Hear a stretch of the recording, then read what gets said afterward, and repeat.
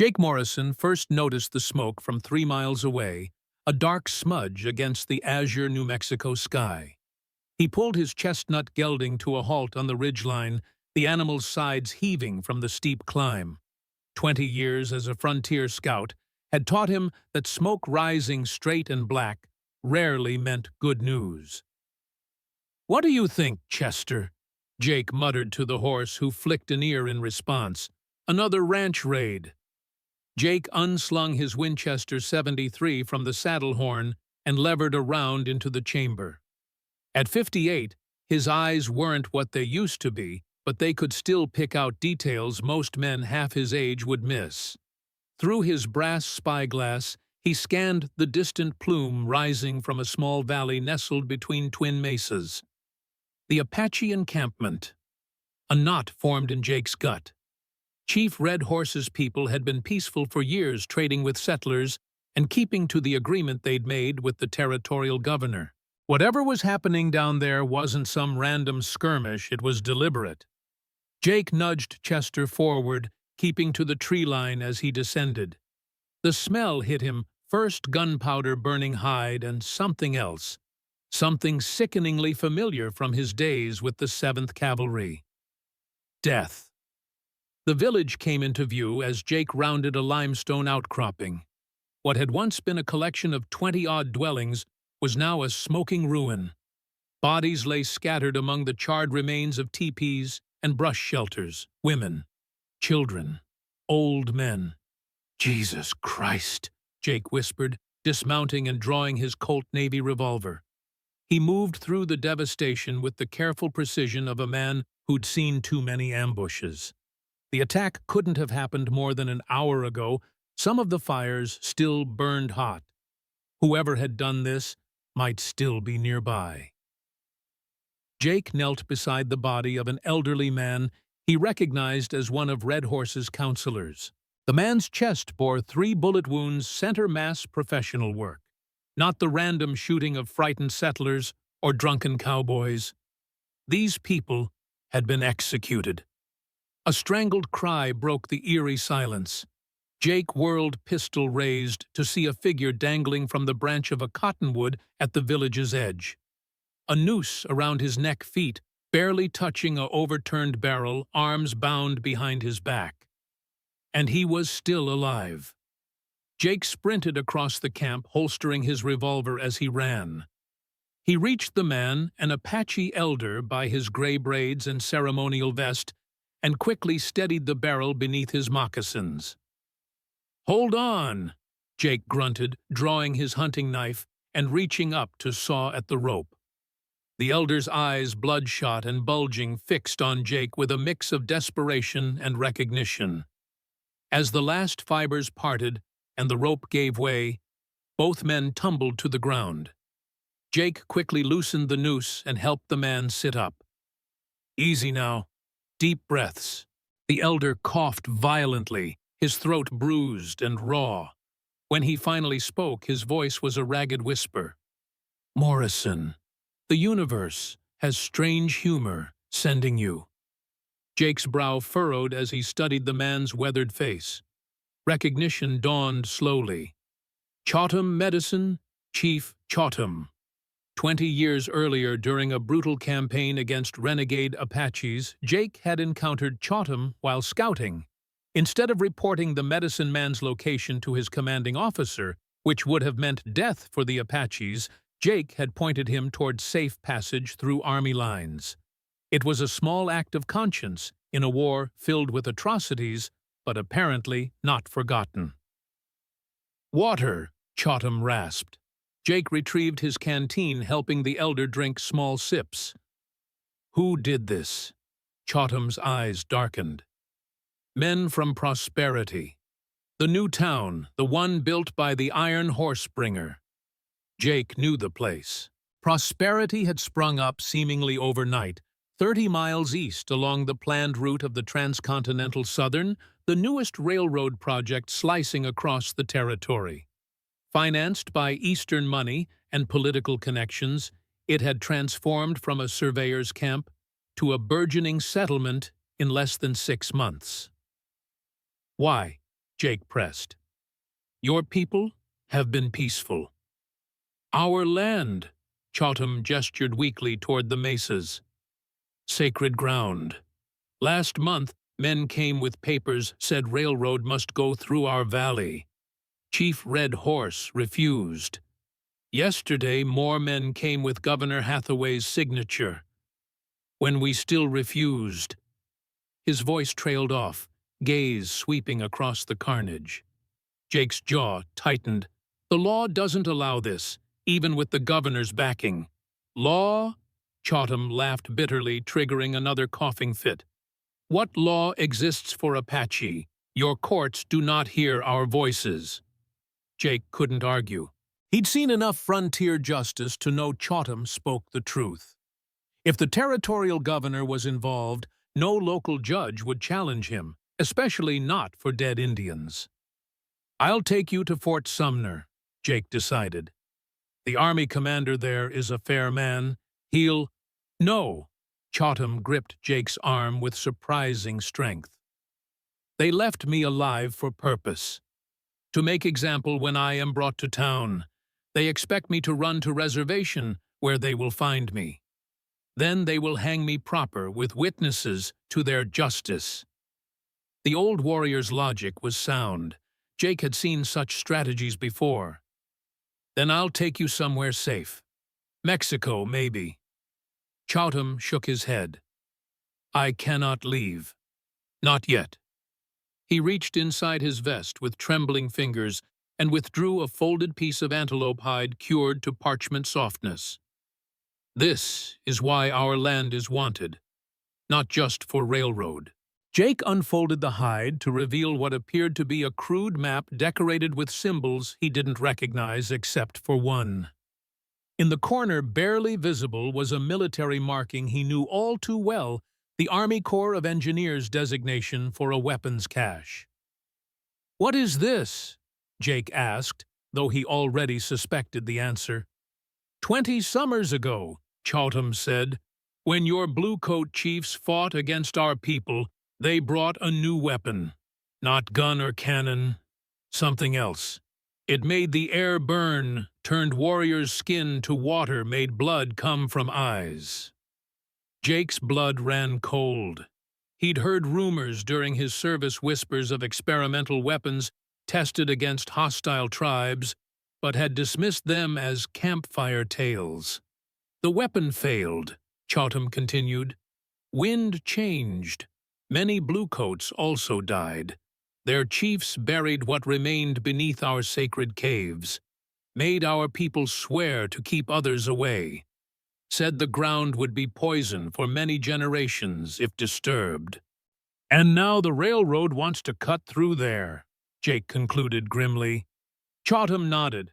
Iron Horse will dig deep, unearth what should stay buried, kill many more.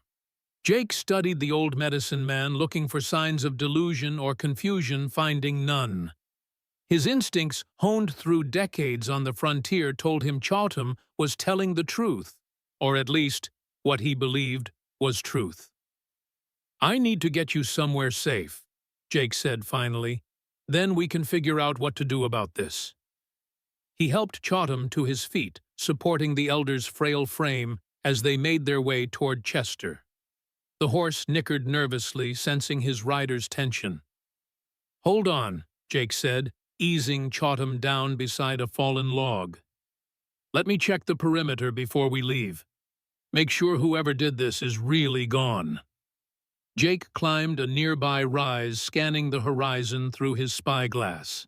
The vast New Mexico landscape stretched empty in all directions, except to the northeast, where a dust cloud betrayed movement.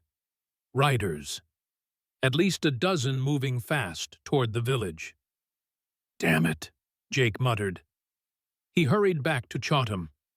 We've got company coming. Looks like they're returning to make sure the job is finished. The medicine man's eyes widened. They must not find the map. If they know we know about the buried weapons, then they'll hunt down anyone who might talk, Jake finished. Can you ride? If it means surviving to see justice for my people, Yes. Jake helped Chatham onto Chester, then swung up behind him. As they prepared to depart, a sharp cry echoed from the rocks beyond the village. Wait! Chatham gripped Jake's arm.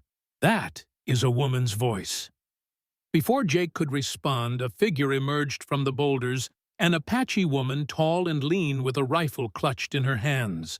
Unlike the traditional dress of the village women, she wore buckskin pants and a cavalry-style jacket over a calico shirt. Her long black hair was tied back with a red band, and her face was streaked with ash and what might have been tears. She shouted something in Apache, leveling her rifle at Jake. "Tell her I'm a friend," Jake urged Chatham. But the elder seemed equally surprised by the woman's appearance.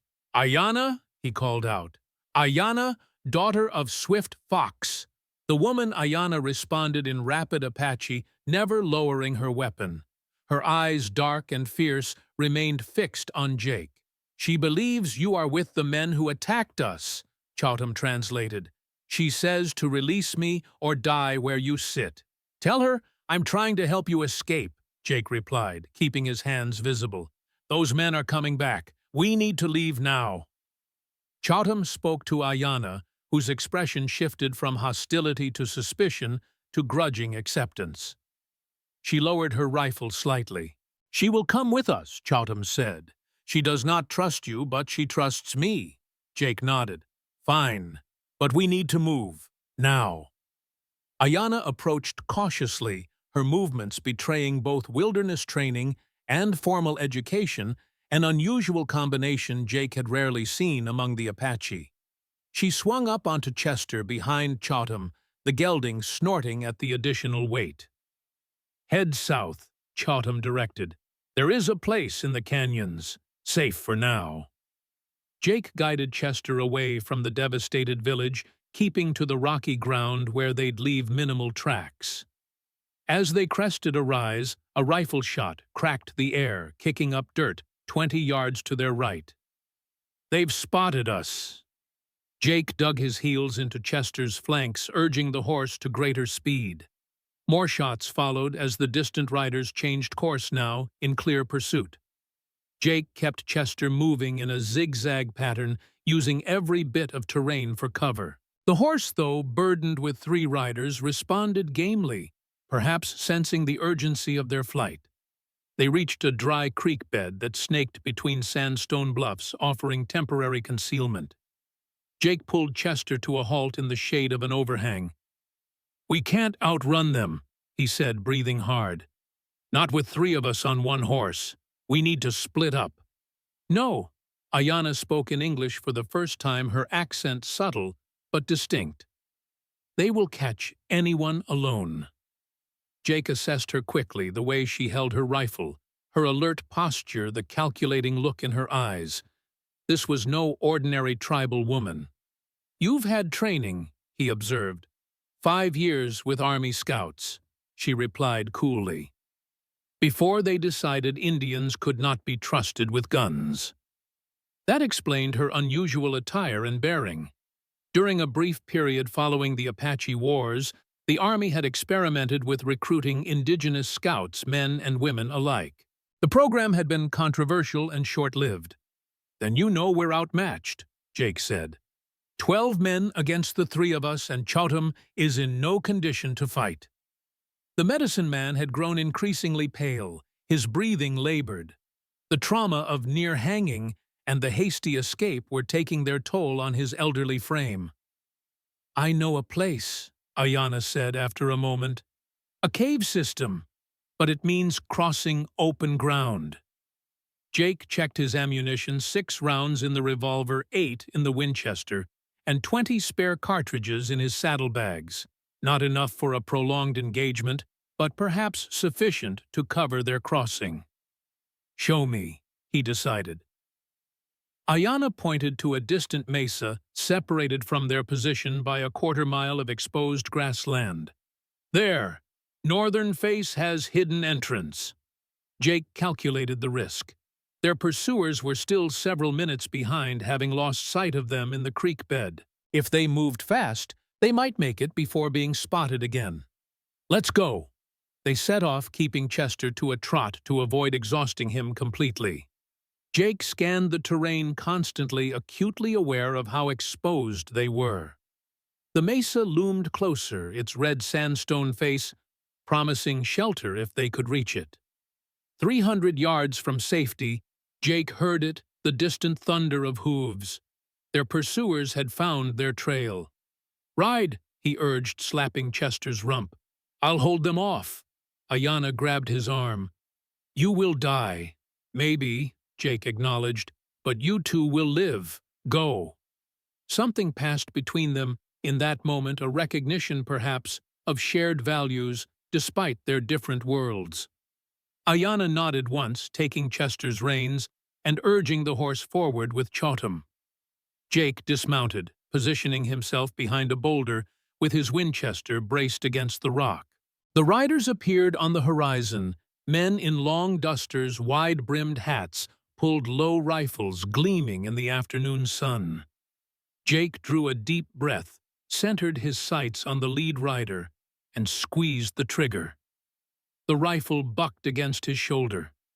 800 yards away, the lead rider tumbled from his saddle. The others scattered, diving for cover. Jake fired twice more, not aiming to hit, but to keep the pursuers pinned down. Each shot bought precious seconds for Ayanna and Chautam to reach the mesa. He glimpsed them disappearing around its base, heading for the northern face. The pursuing riders began returning fire bullets, whining off rocks around Jake's position. He counted 7 men now, which meant some had circled around, possibly cutting off his route to the mesa. Crouching low, Jake moved laterally along the boulder line, working his way toward a dry wash that might offer concealment. A bullet kicked up dust inches from his boot. Another tugged at his sleeve. These weren't random shots. These men knew their business. Jake dropped into the wash, landing hard on his side ribs, protesting the impact. He was too old for this kind of action, but age had granted him something youthful vigor couldn't match patience. Instead of running blindly, he pressed himself against the earthen wall and went absolutely still. Above boots crunched on gravel as 2 men approached his position. Jake controlled his breathing finger, resting lightly on his revolver's trigger. "See anything, Davis?" one man called. "Nothing. Old bastard's slippery. Colonel wants him alive if possible. Says he might know something." Jake's ears pricked at the mention of a colonel. Military involvement complicated matters significantly. "Check down in that wash," the first man ordered. Jake tensed as footsteps approached the edge above him. A shadow fell across the sand as a man peered over. Jake's revolver came up in one fluid motion, the barrel pressing against the man's chin before he could shout a warning. "Quiet," Jake whispered, "or it'll be the last sound you make." The man, barely more than a boy with a wispy attempt at a mustache, froze, eyes wide with fear. "Davis," his companion called. "You see something?" Jake pressed the revolver harder against the young man's throat, giving a slight shake of his head. Nothing here," Davis managed. "Just shadows." "Well, come on, then. Colonel's calling us back. Says the Apache's trail leads to the mesa." Jake's grip tightened. They'd spotted Ayanna and Chautam after all. "You go ahead," Davis replied, voice admirably steady, given the circumstances. "I want to check one more spot." Footsteps retreated, and Jake pulled the young man down into the wash, beside him, revolver now pointed at his chest. "Who's your colonel?" Jake demanded. The young man swallowed hard. "Colonel Alexander Blackwood, sir. Railroad security." Jake felt as if he'd been struck. "Blackwood, from the 20th Massachusetts." "Yes, sir. Hero of Gettysburg and Antietam, though he don't much like talking about the war." Jake's mind raced. Alexander Blackwood had been one of the Union's most celebrated officers, a tactical genius whose regiment had held the line at Cemetery Ridge when all seemed lost. After the war, he'd served briefly in the regular army before disappearing into civilian life.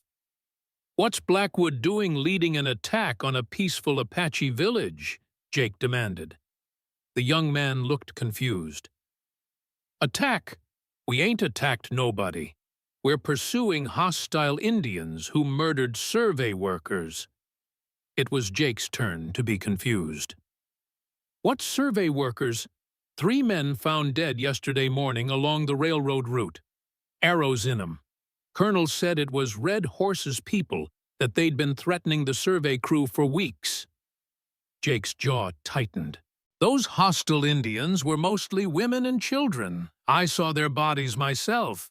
No warrior would leave his family behind to go raiding." Doubt flickered across the young man's face. "But Colonel Blackwood said—" "Your colonel lied," Jake cut him off. "Or someone lied to him. Either way, innocent people are dead and your men are hunting survivors who had nothing to do with any attack." The young man fell silent, processing this information. Jake studied him, recognizing the moral confusion in his eyes. He'd seen it often enough in young soldiers. "What's your name, son?" Jake asked, softening his tone slightly. "Samuel Davis, sir." "Well, Samuel, you've got a choice to make. Either you're part of murdering innocent people or you're not." The young man hesitated, conflict evident in his expression. I just signed on for the work. Good pay. Colonel Blackwood said we were bringing civilization to the territory. Progress." "Progress," Jake echoed bitterly. "I've seen what progress often means for those in its path." A distant shout interrupted them, the search party regrouping. Samuel glanced nervously in that direction. "They'll be wondering where I am," he said. Jake made a quick decision. "I'm not going to kill you, Samuel, but I can't let you go back just yet either." He withdrew a length of rawhide from his pocket. "Give me your hands." Surprisingly, the young man complied without protest, allowing Jake to bind his wrists.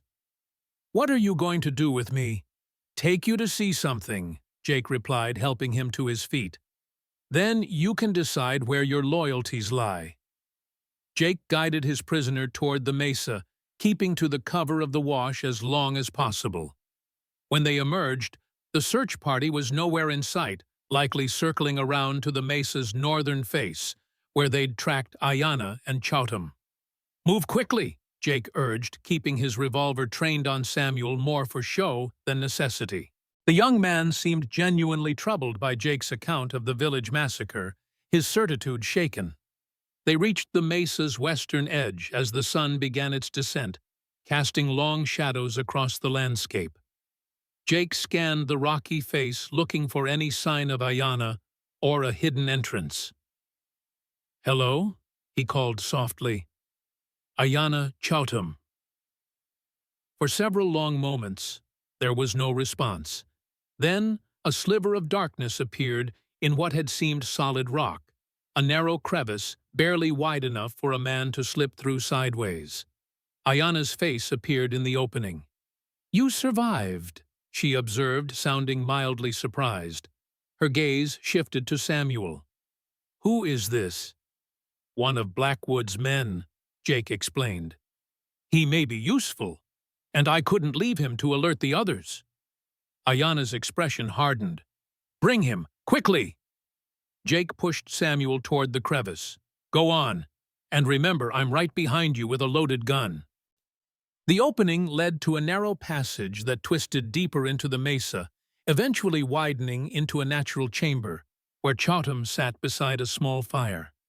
The medicine man looked worse than before, his breathing, shallow face ashen. "He needs a doctor," Jake said, kneeling beside the elder. "I am a doctor," Ayana replied, "of both your medicine and ours." She knelt opposite Jake, examining Chowtam with practiced hands. "His throat is damaged from the rope. There is fluid in his lungs." From a pouch at her waist, she withdrew several packets of herbs and a small bottle of what appeared to be government-issue laudanum. The incongruous combination of traditional and Western medicine struck Jake again. "You said you were with the Army Scouts," he noted as she worked. "5 years," she confirmed, mixing herbs with water from a skin. "They sent me to their school in Pennsylvania first. Thought they could civilize me, make me useful. I learned their medicine, their language, their ways. Then they decided Indians with education were more dangerous than useful." The bitterness in her voice was palpable. Jake had heard similar stories from other assimilated natives who found themselves rejected by both worlds. "What brought you back to Red Horse's people?" he asked.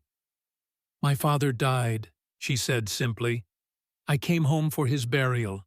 Then the Army discontinued the Scout program, and I had nowhere else to go." She helped Chautam drink the herbal mixture, then administered a few drops of laudanum for the pain. The elder relaxed slightly as the medicine took effect. Samuel, still bound, watched this exchange with evident fascination. "You speak better English than most white folks I know," he observed. Ayanna gave him a cool look. "Carlisle Indian School, where they beat the Apache out of children and replace it with your civilization." Samuel had the decency to look embarrassed. "I didn't mean—" "Save your breath," she cut him off. "Your people killed my mother today. Your apologies mean nothing." Jake intervened before the situation could escalate. "Blackwood's men are searching the mesa. How safe are we in here?" "The entrance is well hidden," Ayanna replied, "and there are other ways out if needed. The real question is what we do now." Chautam stirred, his voice barely audible. "The map. They must not find it." Jake withdrew the folded hide from inside his shirt, where he'd tucked it for safekeeping. "This map shows the location of buried weapons, doesn't it? Experimental weapons the Army tested against your people." Ayanna's eyes widened slightly. "You know of this?"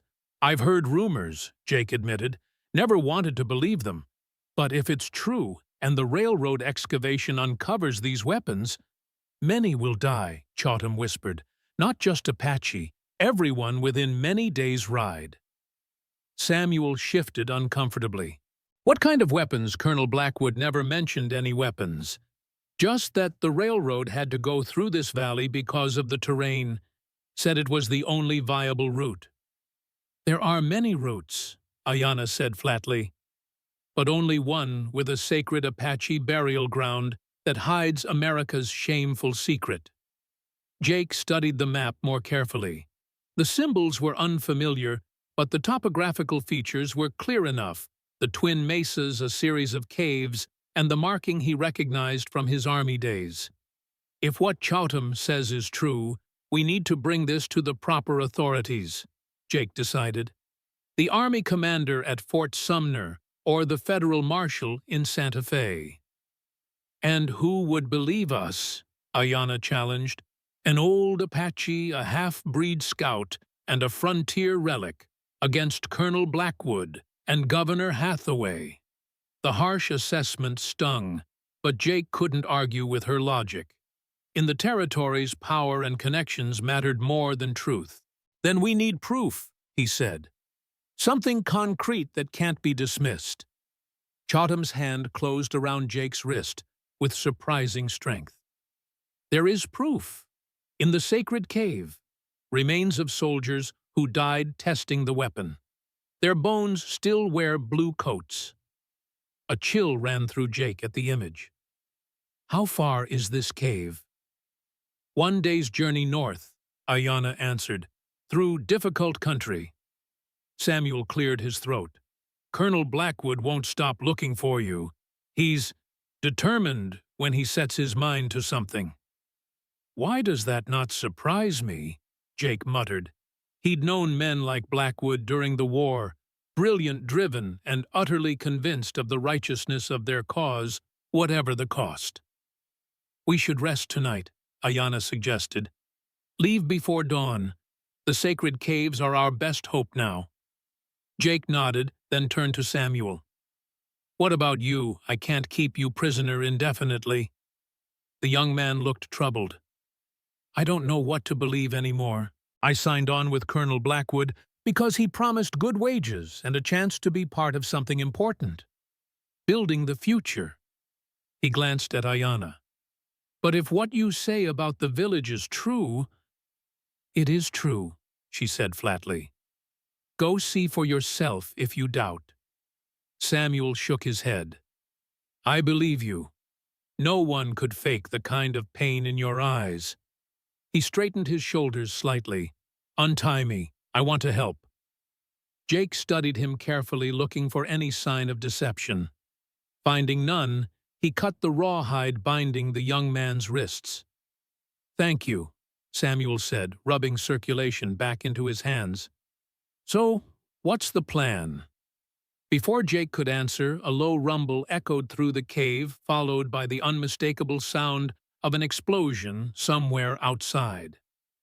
They're blasting the mesa, Ayanna realized, eyes wide. Looking for caves. We need to move, Jake said urgently. Now! Is there another way out? Ayanna nodded, already gathering her few possessions. This way.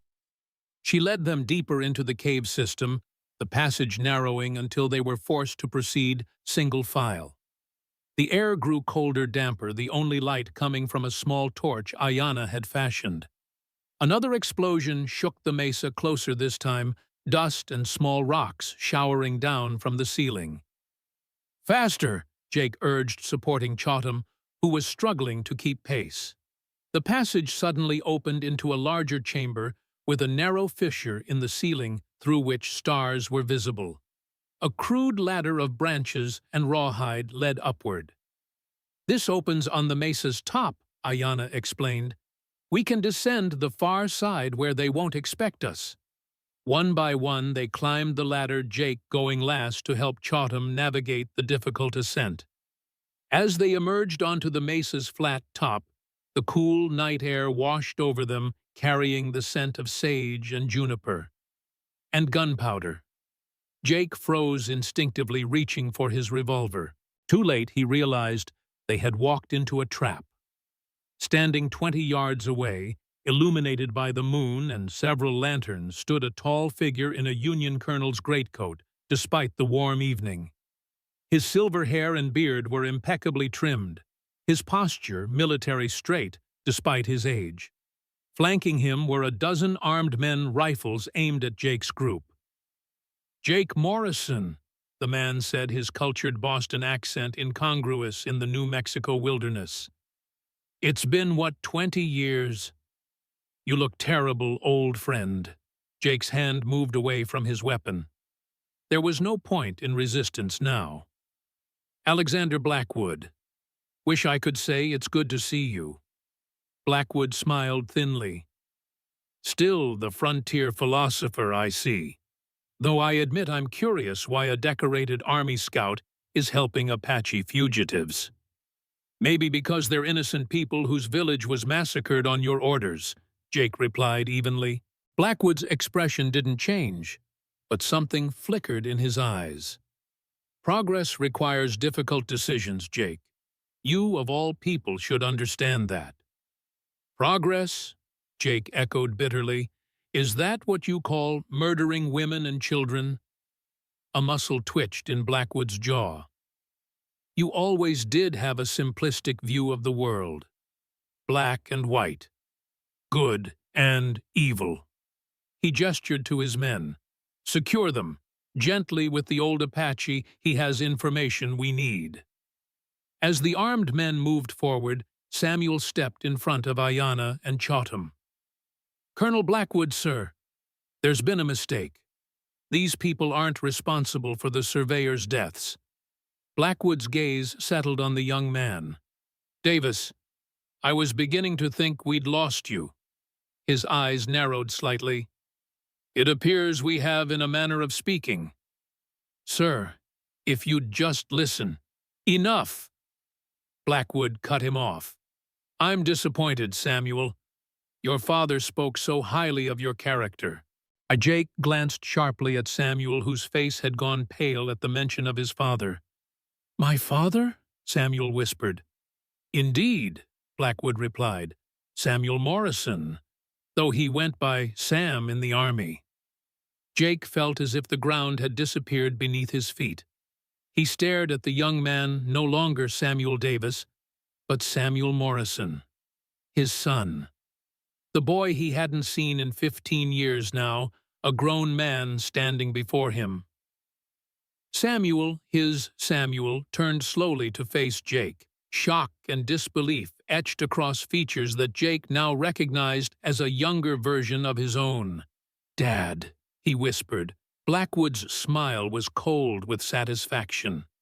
"Well, this is an unexpected family reunion. Samuel, you never mentioned your father was the famous scout Jake Morrison." I didn't know," Samuel stammered. "You told me my father was dead." "Did I?" Blackwood raised an eyebrow. "A misunderstanding, surely. Though in my defense, Jake Morrison disappeared from civilization so completely 15 years ago, he might as well have been dead." Jake could barely process what was happening. His son alive, grown, and working for Blackwood, of all people. The cosmic joke was almost too perfect. "Samuel," Jake managed his voice hoarse with emotion. "I looked for you. For years. Touching as this is," Blackwood interrupted, "we have more pressing matters. The Apache map, if you please." Jake's hand instinctively moved to his shirt, where the map was hidden.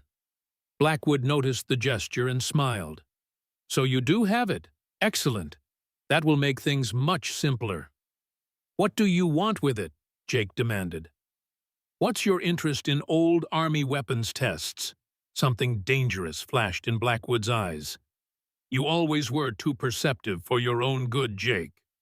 He turned to his men. "Secure them all.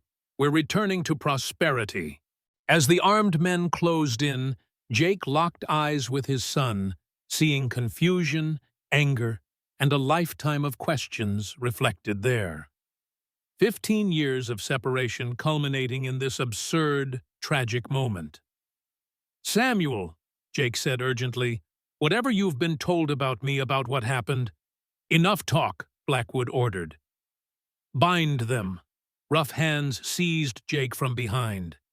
As he was forced to his knees, he saw Ayanna struggling against two men, her fierce dignity undiminished.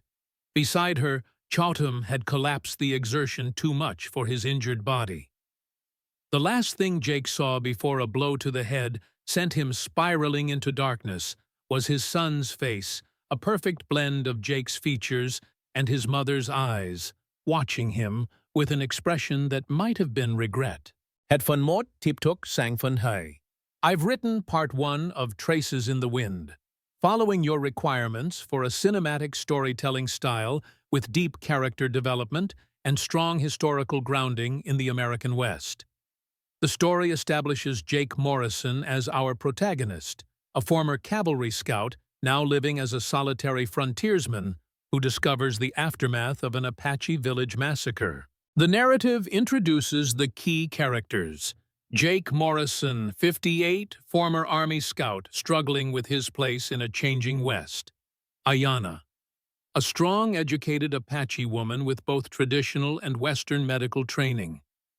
Chautam, an Apache medicine man with knowledge of buried experimental weapons. Colonel Alexander Blackwood, the antagonist with a mysterious agenda. Samuel Morrison revealed to be Jake's long-lost son. This first part includes the required strong hook, with the massacre discovery establishes Jake's emotional wounds from his past, and ends with a powerful cliffhanger. The revelation that the young man he briefly held captive is actually his long-lost son, now working for his enemy. Would you like me to continue with part 2? Or do you have any feedback or adjustments you'd like me to make to the story? First, Jake awoke to the gentle sway of a wagon and the steady clip-clop of horses' hooves. His head throbbed where he'd been struck, and his wrists burned from the rawhide bindings that secured him to the wagon's side rail. As consciousness fully returned, he took stock of his surroundings without opening his eyes, an old scout's habit that had saved his life more than once. The wagon was moving at a steady pace over relatively smooth terrain, a proper road, not wilderness trail. The air carried the scent of sage and juniper mixed with coal smoke. Nearby, at least 4 riders accompanied the wagon, their mounts' gaits distinct and steady. From the angle of sunlight warming his face, Jake judged it to be mid-morning. He'd been unconscious for hours. "I know you're awake, Morrison." Jake opened his eyes to find Alexander Blackwood riding alongside the wagon, straight-backed atop a magnificent black stallion. The morning sun glinted off the silver in his beard and the brass buttons of his outdated Union colonel's coat, which he still wore like a second skin, despite the years since Appomattox. "Never could fool you, Alex," Jake replied, his voice rough from thirst. "Where are we headed? Where are the others?"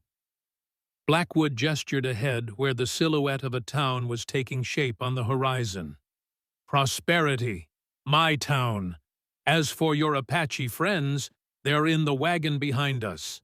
The woman is surprisingly docile when the old man's safety is at stake." Jake twisted to look back, confirming Blackwood's words. A second wagon followed, where he could just make out Ayana's straight-backed figure beside Chotham's slumped form. "And my son," Jake asked, the word still unfamiliar on his tongue. Something like discomfort crossed Blackwood's aristocratic features. "Samuel is riding ahead. He has much to process. You told him I was dead." "I suggested you might be," Blackwood corrected. "The boy arrived in Prosperity 6 months ago, looking for work on the railroad. When he mentioned his father was Jake Morrison, I recognized the name immediately. Told him I'd served with you briefly, that you'd disappeared into Indian country years ago and were presumed dead." Jake's jaw tightened. Convenient lie. "Was it a lie you vanished, Jake? Walked away from civilization, from your responsibilities?" Blackwood's voice carried a note of genuine curiosity. "What happened to you after Sarah died? The Jake Morrison I knew was destined for greater things than becoming a hermit in the wilderness." The mention of his wife's name sent a familiar pang through Jake's chest. Sarah's death changed everything. Samuel was 15, angry at the world. Blamed me for not being there when the fever took her. He paused, memories flooding back. "We argued. He ran away. I spent 3 years searching for him before I finally gave up." Blackwood nodded thoughtfully and retreated from the world entirely, the great scout who could track anything except his own son. The barb struck home, but Jake refused to show it. "What's your game, Alex? What's this really about? Not just a railroad." Blackwood's expression shifted to something more guarded. "Progress, Jake. America's destiny. The same things we fought for in the war." "We fought to end slavery and preserve the Union," Jake countered, "not to massacre peaceful tribes.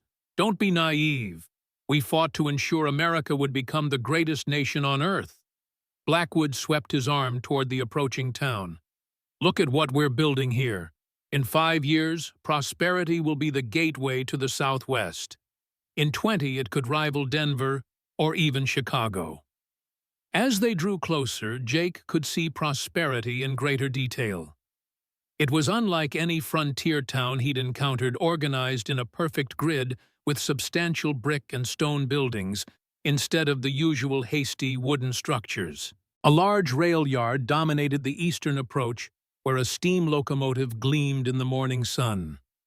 Telegraph lines stretched in all directions, and what appeared to be electric lighting fixtures stood along the main street, a rarity even in eastern cities.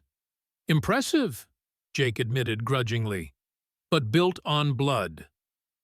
"Built on necessity," Blackwood corrected. The Apache were offered fair compensation for relocation. They refused progress, and progress cannot be denied. Progress at any cost isn't progress at all, Alex. It's just conquest, with a prettier name. Blackwood's expression hardened. You've gone native Morrison, forgotten what civilization means. He spurred his horse forward. We'll continue this discussion later, after you've had time to appreciate what we're building here. The wagon rolled into prosperity, and Jake was struck by the town's unusual character. Most frontier settlements grew organically haphazardly, with saloons and brothels alongside general stores and churches. Prosperity felt designed almost artificial, like a theatrical set built to impress Eastern investors. Well-dressed men in business suits mingled with laborers and railroad workers. Ladies in fashionable dresses promenaded along wooden sidewalks beneath striped awnings. A three-story hotel of red brick dominated one corner of the main intersection, a sign proclaiming it the Hathaway House. Yet beneath this veneer of civility, Jake sensed an undercurrent of tension. Armed men patrolled the streets, not typical town marshals, but professional gunmen with military bearing. Shopkeepers eyed them warily as they passed. And on the town's outskirts, Jake glimpsed a cluster of shabby tents and lean-tos where less fortunate residents apparently dwelled, a stark contrast to the prosperity on display in the town center. The wagon came to a stop before the Hathaway House. Blackwood dismounted and approached, flanked by two guards. "Get him inside," he ordered. "The governor's suite." Jake was cut free from the wagon, but kept in restraints as he was marched into the hotel. The lobby's opulence was startling, polished hardwood brass fixtures and crystal chandeliers that would have seemed excessive even in New York or Boston. "Welcome to prosperity, Mr. Morrison," the desk clerk said with practiced cordiality, studiously ignoring Jake's bound wrists and disheveled appearance. Jake was escorted up 2 flights of stairs to a corner suite. Inside, the luxury continued: Persian carpets, mahogany furniture, velvet drapes. Through the windows, he could see most of the town laid out below. "The governor stays here when he visits," Blackwood explained, entering behind him, "which is increasingly often as our project progresses."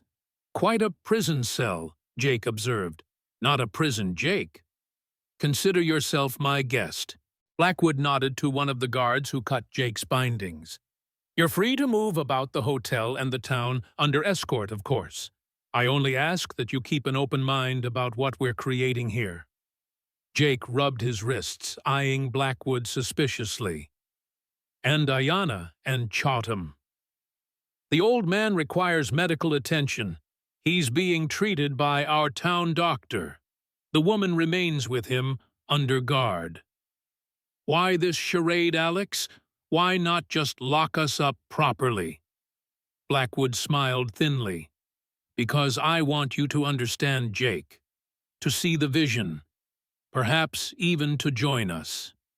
He moved to a sideboard and poured 2 glasses of whiskey, offering one to Jake. "We were friends once, brothers in arms. I haven't forgotten that." Jake accepted the glass but didn't drink. "We fought on the same side. That doesn't make us brothers." He set the whiskey aside. "What happened to you, Alex?" The Alexander Blackwood I knew believed in honor in doing what was right. As something flickered in Blackwood's eyes, pain perhaps, or anger. "I still believe in doing what's right, for the nation, for the future." He drained his whiskey in one swallow. "Rest. Clean yourself up. We'll talk again at dinner." With that, he departed, leaving Jake alone with his thoughts and a stunning view of a town built on blood and ambition. Jake spent the afternoon exploring his gilded cage, testing its boundaries. As promised, he was allowed to move freely through the hotel, though always shadowed by one of Blackwood's men, professional gun hands with the cold eyes of killers. The Hathaway house boasted amenities rarely found west of the Mississippi. Hot running water electric lights, powered by a small coal plant at the town's edge, even a primitive telephone system connecting the hotel to the railroad office and the governor's territorial headquarters. Jake bathed and shaved, exchanging his trail-worn clothes for new ones provided by the hotel staff, a gesture he found both courteous and unsettling.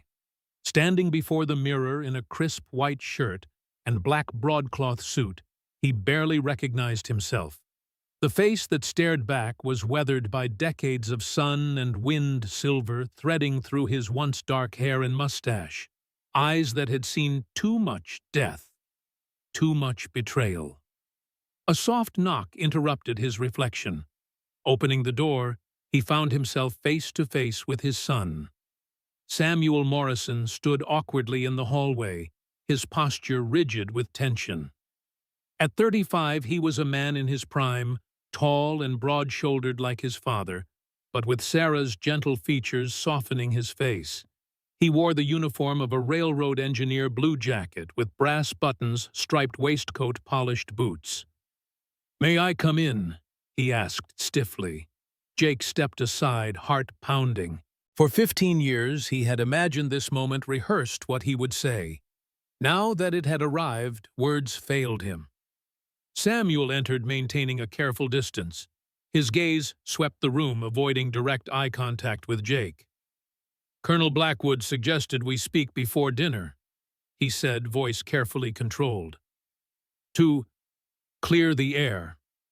Jake nodded, gesturing to a pair of chairs by the window. They sat facing each other, two strangers connected by blood, but separated by years of absence and misunderstanding.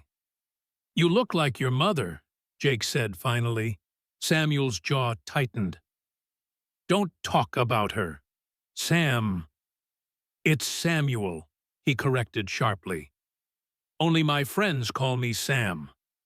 The rebuke stung, but Jake pressed on. "Samuel, then. I never stopped looking for you. For 3 years I tracked every lead, followed every rumor. And then, what gave up? Decided the wilderness was better company than your own son." "I thought you were dead," Jake admitted quietly. Every trail went cold. Every search ended in disappointment. Eventually, I couldn't bear the failure anymore. Samuel's expression remained hard, but something flickered in his eyes. Doubt, perhaps. "Mother died because of you, because you were off playing scout for the army instead of being with your family." "I was working," Jake countered, struggling to keep his voice even. "Trying to provide for you both. The army paid well for experienced scouts. Mother begged you to take that railroad security job in Denver. Safe, steady work. But no, the great Jake Morrison couldn't be confined to civilization." It was an old argument, one they'd had many times before Sarah's death. Jake had indeed turned down a position as security chief for the Denver Pacific, preferring the freedom and higher pay of government contracts. "I made mistakes," Jake acknowledged. "Not being there when your mother fell ill is the greatest regret of my life. But I never abandoned you, Samuel. You ran away. After you said you were heading back into Apache territory 3 months after we buried her." Samuel's composure cracked slightly, revealing the old pain beneath. "You chose the wilderness over me, just like you chose it over her." Jake leaned forward, meeting his son's gaze directly. "I chose what I knew, what I was good at. I was a broken man after your mother died, Samuel. I didn't know how to raise a teenage boy alone. So you ran away to the frontier, and now you're defending the very people whose lands you used to scout for the army to take." Samuel's laugh was bitter. "The irony isn't lost on me. People change, grow, learn from their mistakes." Jake paused, studying his son's face. What about you working for Blackwood, building a railroad through Apache land? How is that different from what you accused me of? Because we're bringing civilization, Samuel replied with conviction. Progress. Permanent settlements, not just military outposts. Schools, hospitals, telegraph lines. He gestured toward the window where prosperity spread below them. Look at what we've built here in just 6 months. This is the future, not endless conflict. Jake recognized the rehearsed quality of the words Blackwood's vision, not necessarily his son's. At what cost, Samuel, a massacred village experimental weapons buried in sacred ground? Samuel's brow furrowed. What weapons? Colonel Blackwood never mentioned any weapons. Ask him about the Army Corps of Engineers cache, Jake suggested. Ask him why he really wants that Apache map. Doubt clouded Samuel's features. You're trying to turn me against him. He's been more of a father to me these past 6 months than you were in 15 years. The words cut deep, but Jake recognized the defensive loyalty of a young man who'd found a father figure. He'd seen it often enough in young soldiers attached to charismatic officers. Blackwood is using you, son. Whatever he's building here, it's not just about progress. Samuel stood abruptly. I'm the chief engineering officer for the Transcontinental Southern. I've designed bridges and tunnels that will stand for 100 years. I'm not some naive boy being manipulated. Jake rose, as well, maintaining eye contact. Then why did Blackwood lie about me being dead? The question landed like a physical blow. Samuel hesitated, uncertainty flickering across his face. He said you were presumed dead, lost in Apache territory. Did he mention we served together, that we knew each other? Samuel's frown deepened. No, he said he knew of you by reputation. Another lie, Jake said quietly. We weren't friends. But we weren't strangers either. He knows exactly who I am and who you are to me. Before Samuel could respond, a knock at the door interrupted them. One of Blackwood's men opened it without waiting for a response. Colonel Blackwood requests your presence for dinner, gentlemen. In the private dining room, 20 minutes. Samuel nodded stiffly, then turned back to Jake. This conversation isn't finished. No, Jake agreed. It's just beginning. The private dining room occupied the hotel's top floor, offering panoramic views of prosperity and the surrounding landscape. A long mahogany table dominated the space, set with fine china crystal and silver that would have seemed excessive even in Boston or New York. Alexander Blackwood sat at the head of the table, still in his colonel's coat, despite the warmth of the evening. Flanking him were 2 men Jake didn't recognize, one in a banker's suit, the other in the formal attire of a territorial official. Ah, Jake Samuel, right on time. Blackwood gestured to the empty chairs. Please join us. Jake, allow me to introduce Thomas Whitfield, president of the Southwestern Bank and Trust, and James Harrington, territorial secretary to Governor Hathaway. Jake nodded to the men as he took his seat, noting the calculating look in Whitfield's eyes and the nervous energy radiating from Harrington. A pleasure, Mr. Morrison, Whitfield said smoothly. Colonel Blackwood speaks highly of your frontier experience.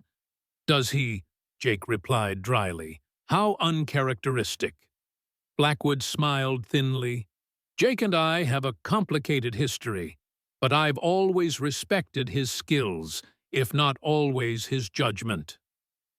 Servants appeared with the first course, a French soup that seemed absurdly out of place in this frontier setting. Jake ate mechanically, his attention focused on reading the dynamics between the men at the table. I understand you encountered some trouble with hostiles yesterday, Harrington remarked between spoonfuls of soup. Unfortunate business. Hostiles? Jake repeated, setting down his spoon. You mean the Apache village that was massacred, women and children murdered in cold blood? An uncomfortable silence fell over the table. Harrington glanced nervously at Blackwood, who remained impassive. "Mr. Morrison," Whitfield interjected smoothly, "you must understand that progress inevitably creates displacement." The Apache were offered generous terms for relocation. Their refusal necessitated more direct measures. "More direct measures," Jake echoed. "Is that what we're calling slaughter these days?"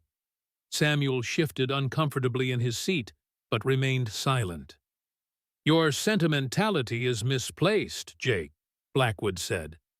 "The Apache raid on our survey team left us no choice. 3 good men died." "What survey team?" Jake challenged. "I saw no evidence of any attack by Red Horse's people. Just the aftermath of a massacre." Blackwood's eyes hardened. "Are you calling me a liar, Morrison?"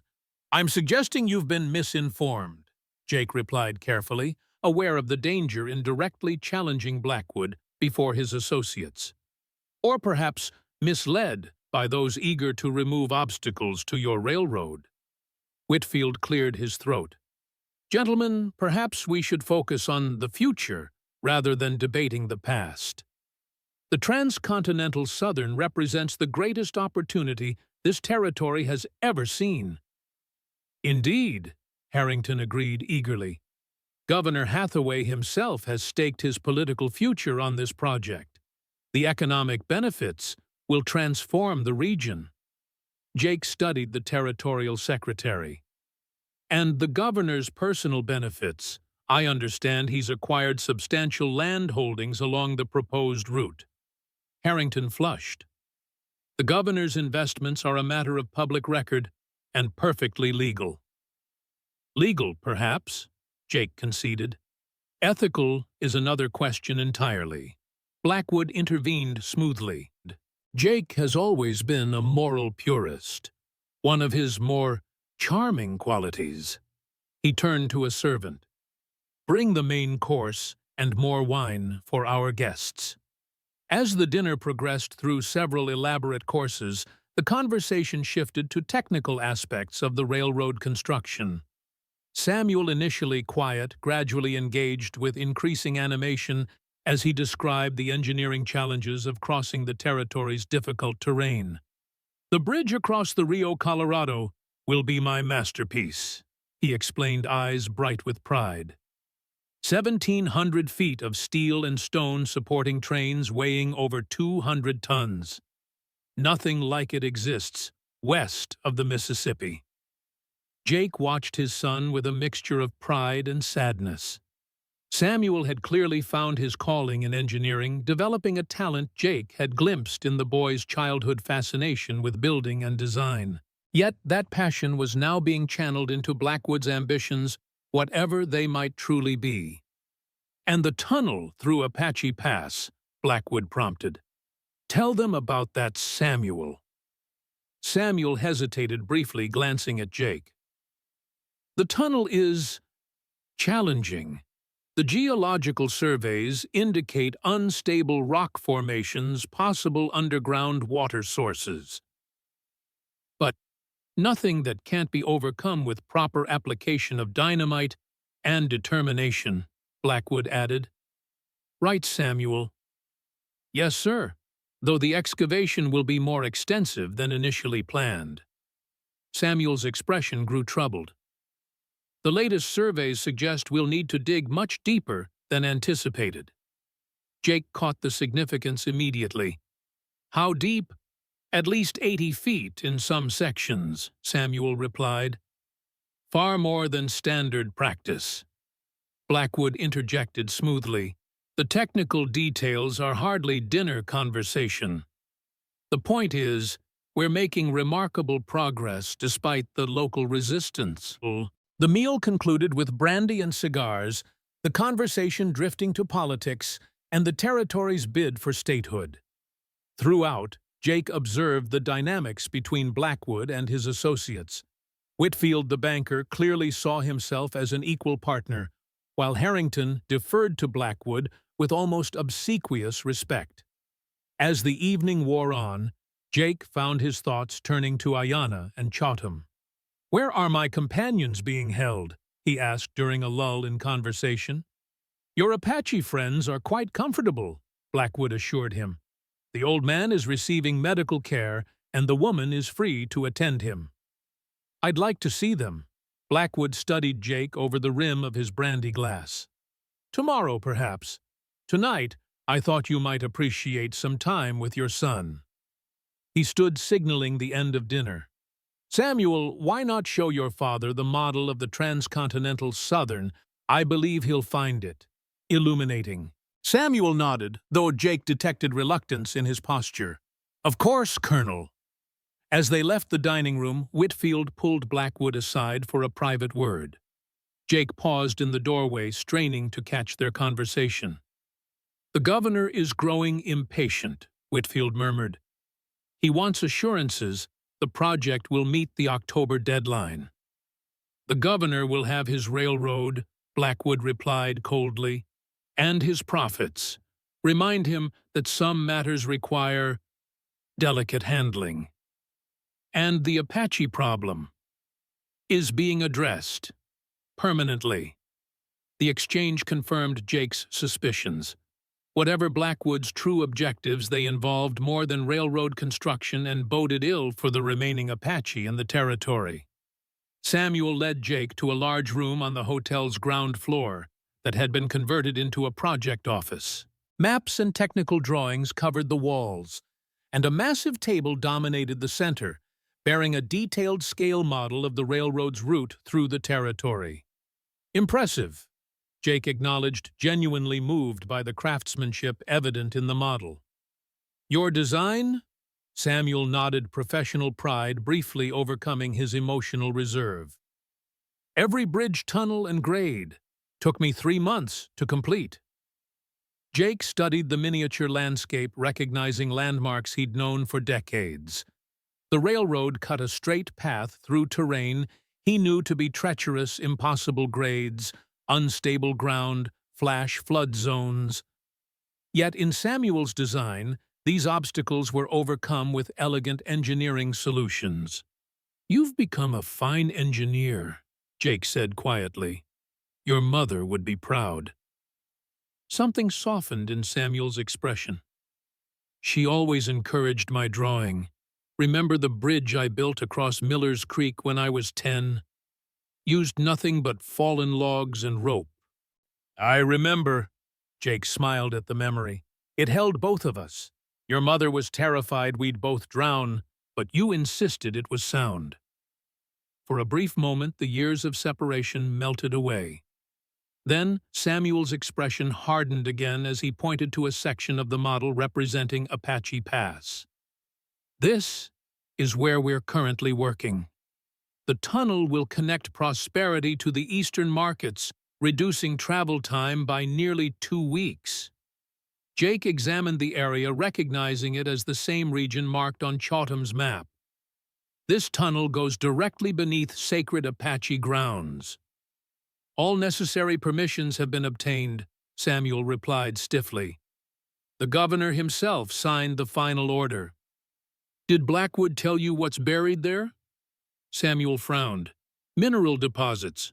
Coal primarily with possible silver veins." "Not minerals, son. Weapons. Experimental chemical weapons the Army tested and buried 20 years ago." Samuel's expression shifted from skepticism to concern. "What are you talking about?" Before Jake could elaborate, the door opened and Alexander Blackwood entered, accompanied by an older man in an Army uniform bearing a colonel's insignia. "Jake Morrison," Blackwood announced. "Allow me to introduce Colonel William Drummond, Army Corps of Engineers." The uniformed man stepped forward, studying Jake with cold blue eyes. "Morrison, heard a lot about you over the years. Thought you'd disappeared into the wilderness for good." Jake recognized the name. Drummond had been a young captain during Jake's scouting days, known for his ruthless efficiency and ambition. Drummond, still building forts in Indian country. Building the future, Morrison. Something you never understood. Drummond turned to Blackwood. Is this the man who has the Apache map? Blackwood nodded. Indeed, though he's been reluctant to share it. Jake felt the atmosphere in the room shift. Whatever pretense of hospitality Blackwood had maintained was evaporating rapidly. What's your interest in a 20-year-old weapons test, Drummond? Jake asked directly. The colonel's eyes narrowed. So you do know about Operation Cleansing Wind. I wondered if rumors had reached the scouts. Samuel looked between the men in confusion. Weapons test? What weapons test? Drummond ignored him, focusing on Jake. Where is the map, Morrison? Save us all some unpleasantness. I don't have it on me, Jake replied truthfully. He'd hidden the antelope hide map in his boot heel before being captured, and it had disappeared during his unconsciousness. And I wouldn't give it to you if I did. Blackwood sighed. Jake, still the idealist. Colonel Drummond isn't interested in using the weapons. Quite the opposite. We need to ensure they're properly contained during the tunnel excavation. The lie was smooth practiced, but Jake wasn't fooled. Is that what you told the governor? That you're building his railroad over a buried cache of experimental chemical weapons? Doubt flickered across Samuel's face. Colonel Blackwood, what is he talking about? Blackwood's expression hardened. Your father has been corrupted by his Apache friends, Samuel, filling his head with superstitious nonsense about sacred grounds. Not superstition, Jake countered. Truth. The Army tested a new weapon against the Apache 20 years ago. It went wrong, killed their own men, along with the intended targets. Instead of admitting the failure, they buried the evidence and the remaining weapons on Apache land. That's preposterous, Drummond interjected. The Army would never. August 1869, Jake interrupted. Bitter Creek Canyon. A unit of the 7th Cavalry disappeared while pursuing renegade Apache. Official report blamed an ambush. But there was no ambush. Was there, Drummond? The colonel's face paled slightly. You're treading on dangerous ground, Morrison. The weapon was chemical. Jake continued, watching Samuel's reaction. Something new from the Army's laboratories back east, designed to incapacitate without bullets. But the wind shifted, and the soldiers deploying it were caught in their own trap, along with every living thing in that canyon. Samuel turned to Blackwood. Is this true? Of course not. Blackwood scoffed, but Jake detected uncertainty in his voice. Morrison has clearly spent too much time with his Apache friends. Next, he'll be claiming the government is poisoning the buffalo. The map, Morrison, Drummond demanded. Now. I told you I don't have it. Drummond nodded to someone behind Jake. Before he could turn, a sharp blow struck the back of his head, sending him sprawling onto the model railroad. As consciousness faded, he heard Samuel's voice, distorted and distant. What are you doing? You said no one would be harmed. Blackwood's response was cold, detached. Sometimes progress requires difficult decisions, Samuel. Your father will learn that lesson one way or another. Darkness claimed Jake, the miniature landscape of his son's creation, the last thing he saw before unconsciousness took him. Jake regained consciousness in darkness, the coppery taste of blood filling his mouth. His head throbbed where he'd been struck, and his limbs felt leaden, unresponsive. As awareness returned, he registered the cold stone beneath his back, the musty smell of earth and old timber. Not a hotel room. Not a jail cell either. Underground. He tried to move, finding his wrists and ankles bound with iron shackles. A match flared nearby, illuminating a weathered face he recognized immediately. Good! You wake! Ayanna knelt beside him, her expression taut with concern as she lit a small oil lamp.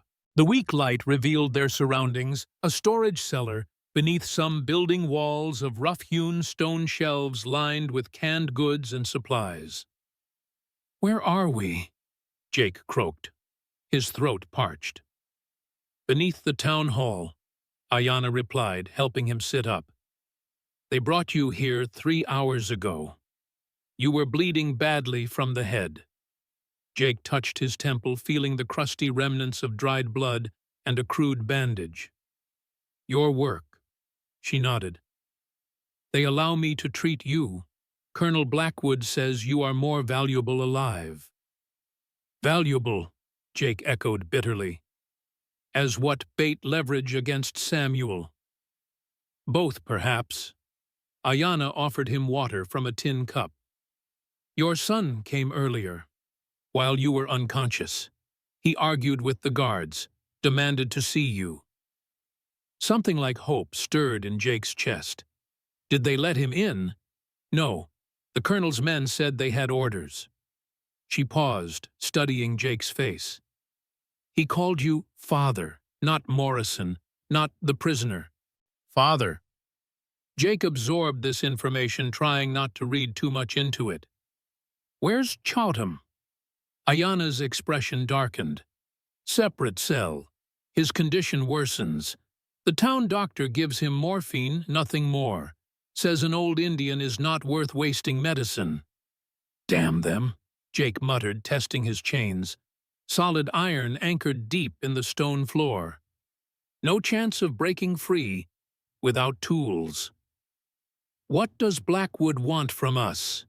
"The map, and knowledge of the sacred caves." Ayanna's voice dropped lower. "2 men came yesterday. Army men in civilian clothes. They spoke of retrieving assets and securing the prototype. When they saw me listening, they switched to speaking German."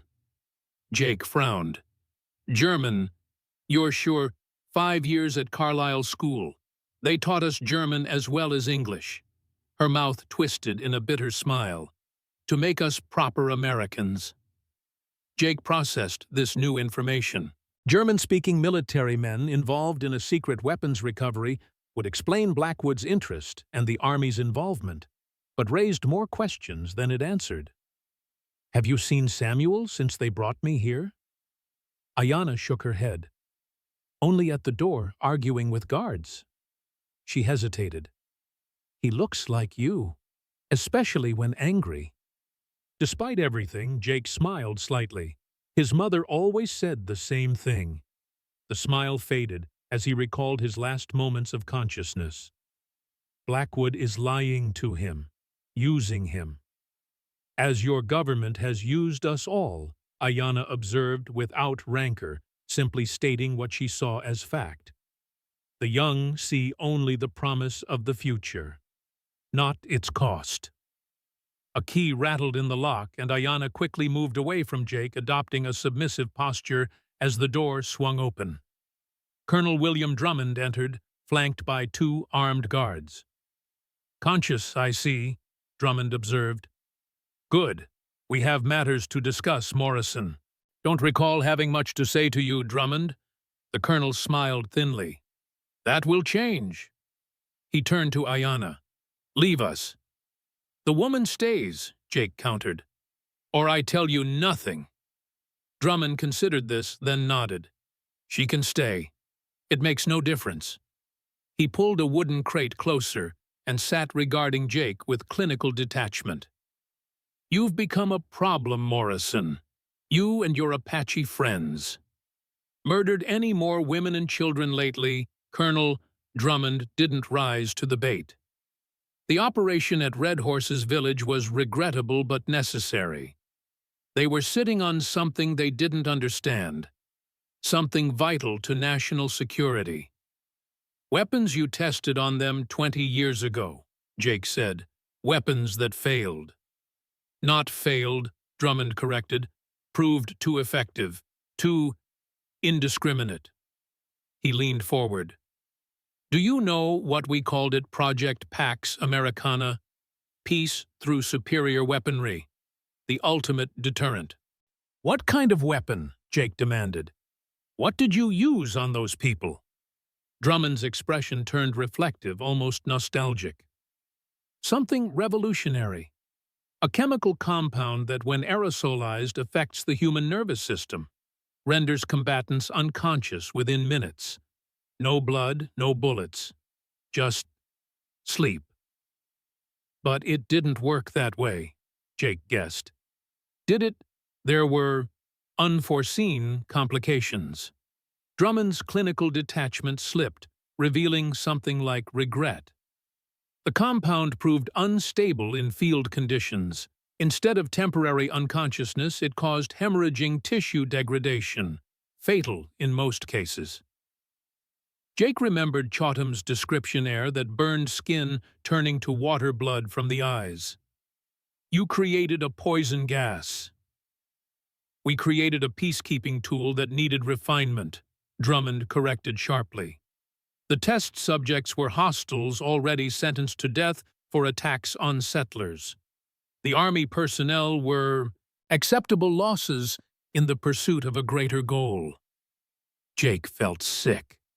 The casual dismissal of human lives, both Apache and soldiers, as acceptable losses epitomized everything he'd grown to hate about the military hierarchy he'd once served. "And now you want to dig it up," he said. "After 20 years. Why, because we've solved the stability problem," Drummond replied, a hint of pride creeping into his voice. "The modern version is everything the original promised to be. Humane, effective, revolutionary." "Then why do you need the old weapons?" Ayanna asked suddenly. "If you have better ones now." Drummond glanced at her with surprise, as if he'd forgotten a mere Apache woman could follow complex conversation. "Because the original compound has unique properties. Properties we've been unable to replicate in the laboratory. We need samples to complete the new formulation." Jake exchanged a glance with Ayanna. They both recognized the lie. Whatever Drummond wanted from the buried cache, it wasn't just samples for comparison. "And Blackwood?" Jake asked. "What's his interest in chemical weapons? He's building a railroad, not fighting a war." "Colonel Blackwood is a patriot," Drummond replied. "He understands that America's future depends on maintaining technological superiority over our rivals. The railroad is merely the public face of a much more significant project." Jake connected the pieces. "Prosperity. It's not just a railroad town. It's a cover for whatever you're building." Drummond smiled thinly. "Very good, Morrison. Always were sharp." He stood pacing the small cellar. "Prosperity will indeed become the most important military research facility west of the Mississippi. Hidden in plain sight, protected by its isolation and the cover of commercial activity." "And the governor? Does he know he's financing a secret weapons program?" "Governor Hathaway knows he's supporting a project vital to national security. The details are compartmentalized." Jake thought of the well-dressed banker at dinner, the nervous territorial secretary. Pawns in a game much larger than they realized. "Now," Drummond continued, his tone hardening, "the map, Morrison. Where is it?" "I told Blackwood I don't have it." "Don't insult my intelligence." Drummond nodded to one of his guards, who stepped forward menacingly. "We know the Apache elder gave it to you. We know you had it when you were captured." Jake shrugged as best he could in his shackles. "Search me then. Search the cellar. I don't have it." Drummond studied him for a long moment. "Perhaps you need motivation." He turned to the guards. "Bring in the old man." Jake's stomach tightened as the door opened again and 2 more guards dragged in Chotham. The medicine man looked even worse than before. Face gaunt, breathing, labored eyes glazed with pain or morphine, or both. "The map, Morrison," Drummond repeated. or the old man faces interrogation methods left over from the war. Methods I personally found quite effective against Confederate spies. Jake strained against his chains, fury building. Touch him, and I'll kill you, Drummond. That's not a threat. It's a promise. Brave words from a man in chains. Drummond nodded to one of the guards, who produced a wicked-looking knife. Last chance. Stop. The command came from the doorway, where Samuel stood breathing hard, as if he'd run down the stairs. Colonel Drummond, this wasn't part of the agreement. Drummond turned annoyance flashing across his features. Mr. Morrison, this is a military matter. Your presence is neither required nor welcome. This is my father, Samuel replied, stepping fully into the cellar. And these people have committed no crime that would justify torture. They're impeding a critical national security operation, Drummond countered.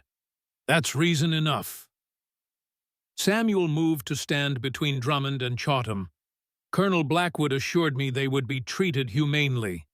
If that's changed, I need to reconsider my involvement in this project. Jake watched his son with a mixture of pride and concern. Samuel was showing courage, but also naivety about the men he was dealing with. Drummond's expression darkened. Your involvement. You're an engineer, Morrison. A skilled one, I grant you, but replaceable. Don't overestimate your importance. I designed every bridge tunnel and switchback on the Transcontinental Southern. Samuel replied evenly. Without my specifications and calculations, you'll be months behind schedule, perhaps longer. A tense silence followed as Drummond assessed the younger Morrison. Finally, he nodded curtly. Very well. The Apache elder gets a reprieve, for now. He turned back to Jake. Think carefully about your position, Morrison. Colonel Blackwood's patience has limits, as does mine. With that, Drummond stalked from the cellar, his guards following reluctantly. One remained posted outside the door. As soon as they were gone, Samuel knelt beside Jake, examining his father's injuries with genuine concern. They told me you fell, hit your head on the model. Is that what Blackwood's calling a pistol whip these days? Jake's tone was bitter, but seeing his son's distress, he softened. I'm all right, Samuel. Head's too hard for lasting damage. Samuel produced a key from his pocket and quickly unlocked Jake's shackles. I can't free you completely. They'd know it was me. But at least you can move around the cellar. Jake rubbed his wrists, studying his son's face. Thank you for stopping Drummond, and for this. Samuel nodded awkwardly, still uncomfortable with their newfound connection. I didn't sign up for torture and threats. Whatever's happening here, he trailed off, looking troubled. It's bigger than a railroad, Jake finished for him. You're starting to see that now, aren't you?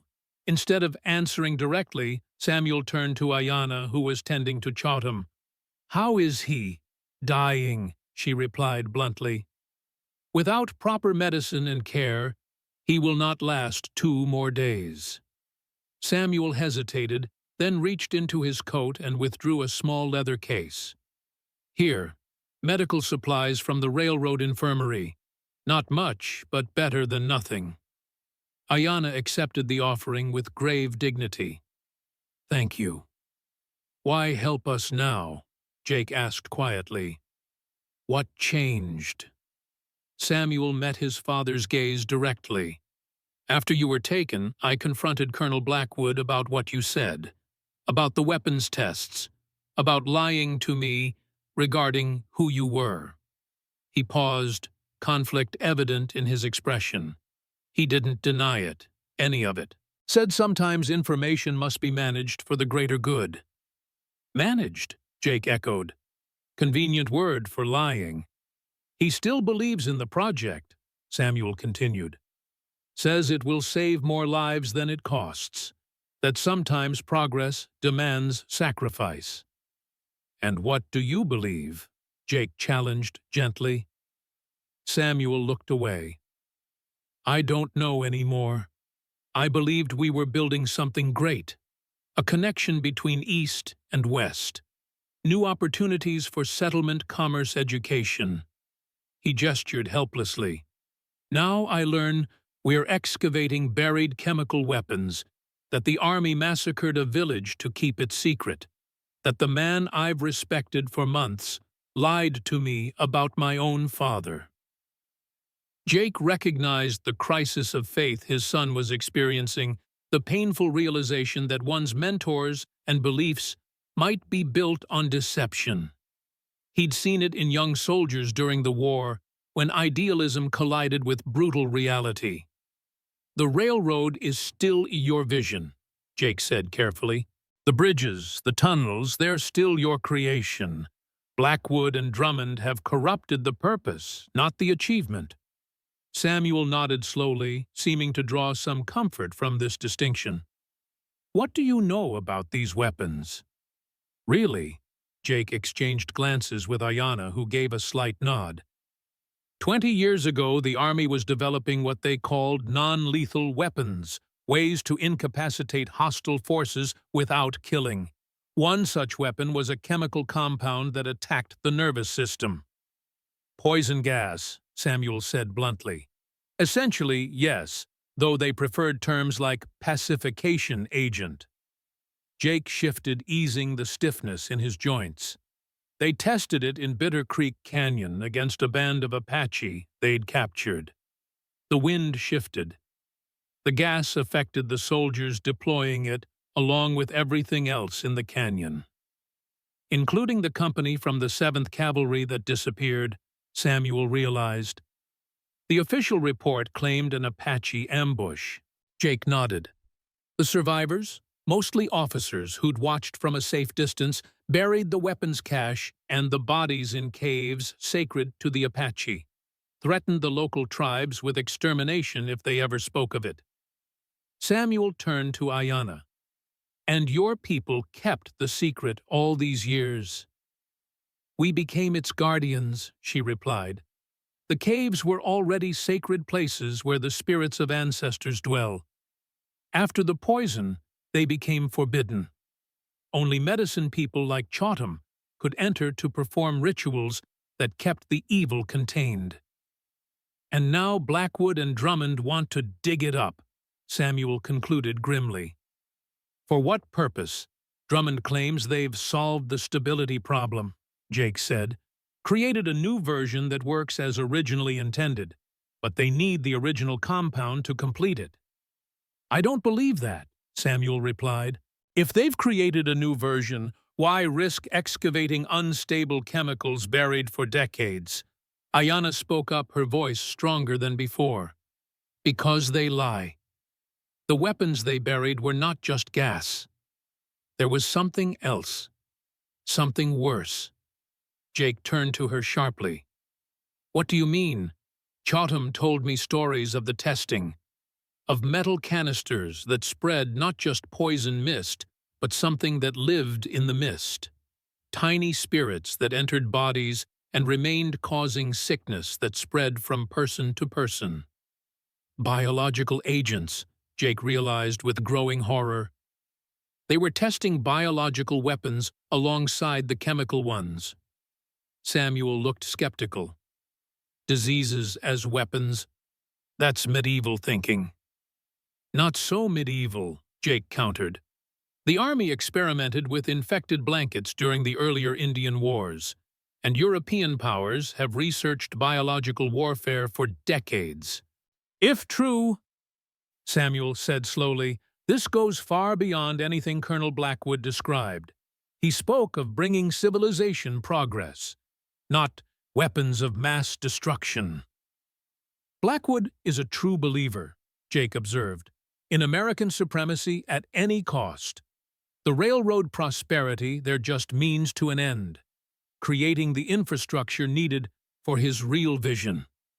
A soft moan from Chotham interrupted their conversation. The old medicine man was stirring, his eyes opening with sudden clarity. "The white chiefs come," he whispered in Apache, which Ayana quickly translated. "Many white chiefs. Tomorrow." "What white chiefs?" Jake asked in halting Apache. "From the east," Chowtum replied, his voice strengthening momentarily. "To see the weapons. To give gold for their discovery." Jake exchanged alarmed glances with Samuel. "Buyers," he translated for his son. "Military officials coming to inspect the recovered weapons. Tomorrow." Samuel looked shaken. "That's impossible. The tunnel won't reach the cave system for at least 2 weeks, even with round-the-clock blasting." "Unless they've found another entrance," Jake suggested. "Or created one." Samuel's expression shifted as realization dawned. "The survey team. The one allegedly attacked by Apache.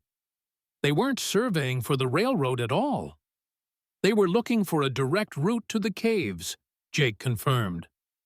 "Probably found it too. And the Apache village was massacred to eliminate witnesses," Samuel concluded, his voice hollow with horror. "Along with anyone who might warn others about what was happening." Chowtum spoke again, his voice fading. "The map shows the true entrance, the safe path. Without it, they will disturb the sleeping death." Jake turned to his son. "Samuel, you need to find that map. It's not just about stopping Blackwood anymore. It's about preventing a catastrophe." "Where is it?" Samuel asked, a new determination in his voice. Jake hesitated, then decided to trust his son completely. "When they captured us at the mesa, I hid it in my boot heel. A scout's trick. But it was gone when I woke up in prosperity." "Your boots were given to the hotel staff for cleaning," Samuel recalled. "Standard procedure for important guests." "Then the map could be anywhere," Jake said with dismay. "Not anywhere," Samuel corrected. "The hotel employs Apache women from the reservation as laundresses and cleaners. If one of them found a hide map in your boot, they would recognize its importance," Ayana finished, "and protect it." A shout from outside the cellar interrupted them, followed by the sound of boots on stairs. Samuel quickly reattached one of Jake's shackles, loose enough to slip free, but appearing secure to casual inspection. "I'll find the map," he promised in a hurried whisper. "And I'll learn more about these visitors. Tomorrow night, be ready." "Ready for what?" Jake asked. "To escape." Samuel straightened as the door opened, revealing one of Blackwood's guards. "Engineer Morrison," the guard said gruffly, "Colonel Blackwood requires your presence. Important visitors have arrived early." Samuel nodded, composing his features into a mask of professional detachment. "Of course. I'll come at once." He glanced back at Jake, a silent promise in his eyes, then followed the guard out. As the door closed behind them, Jake turned to Ayana. "Can you tend Chowtum without me? I need to test these shackles, see what else Samuel might have loosened." Ayana nodded, already applying medicines from Samuel's kit to Chowtum's wounded throat. "Your son has your heart, hidden beneath fear, but still there." "Let's hope he has better judgment than his father," Jake replied grimly. "Or we're all dead by sunrise." He slipped his hand free of the loosened shackle and began systematically testing the others, preparing for whatever opportunity might come. Outside, night was falling on Prosperity, and with it, Jake suspected the last pieces of Blackwood's plan were moving into place. In the growing darkness, a train whistle sounded, not the regular supply train, but a special locomotive, arriving under cover of darkness. Visitors from the east, coming to see Blackwood's terrible discovery. Coming to purchase weapons that should have remained buried forever. Time was running out.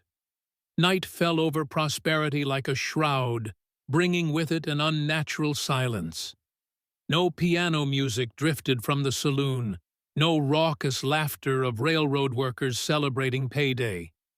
Instead, armed men patrolled the streets in pairs, their faces grim in the glow of the newly installed electric lamps. In the cellar beneath the town hall, Jake worked methodically on his remaining shackles. Samuel had loosened them cleverly, not enough to be noticed during inspection, but enough that Jake could slip free with sufficient effort.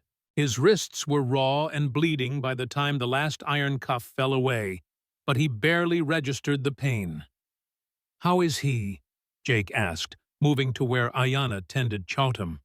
"Fading," she replied quietly. "The medicine your son brought helps with pain, but his body is shutting down. Too much trauma, too little strength remaining."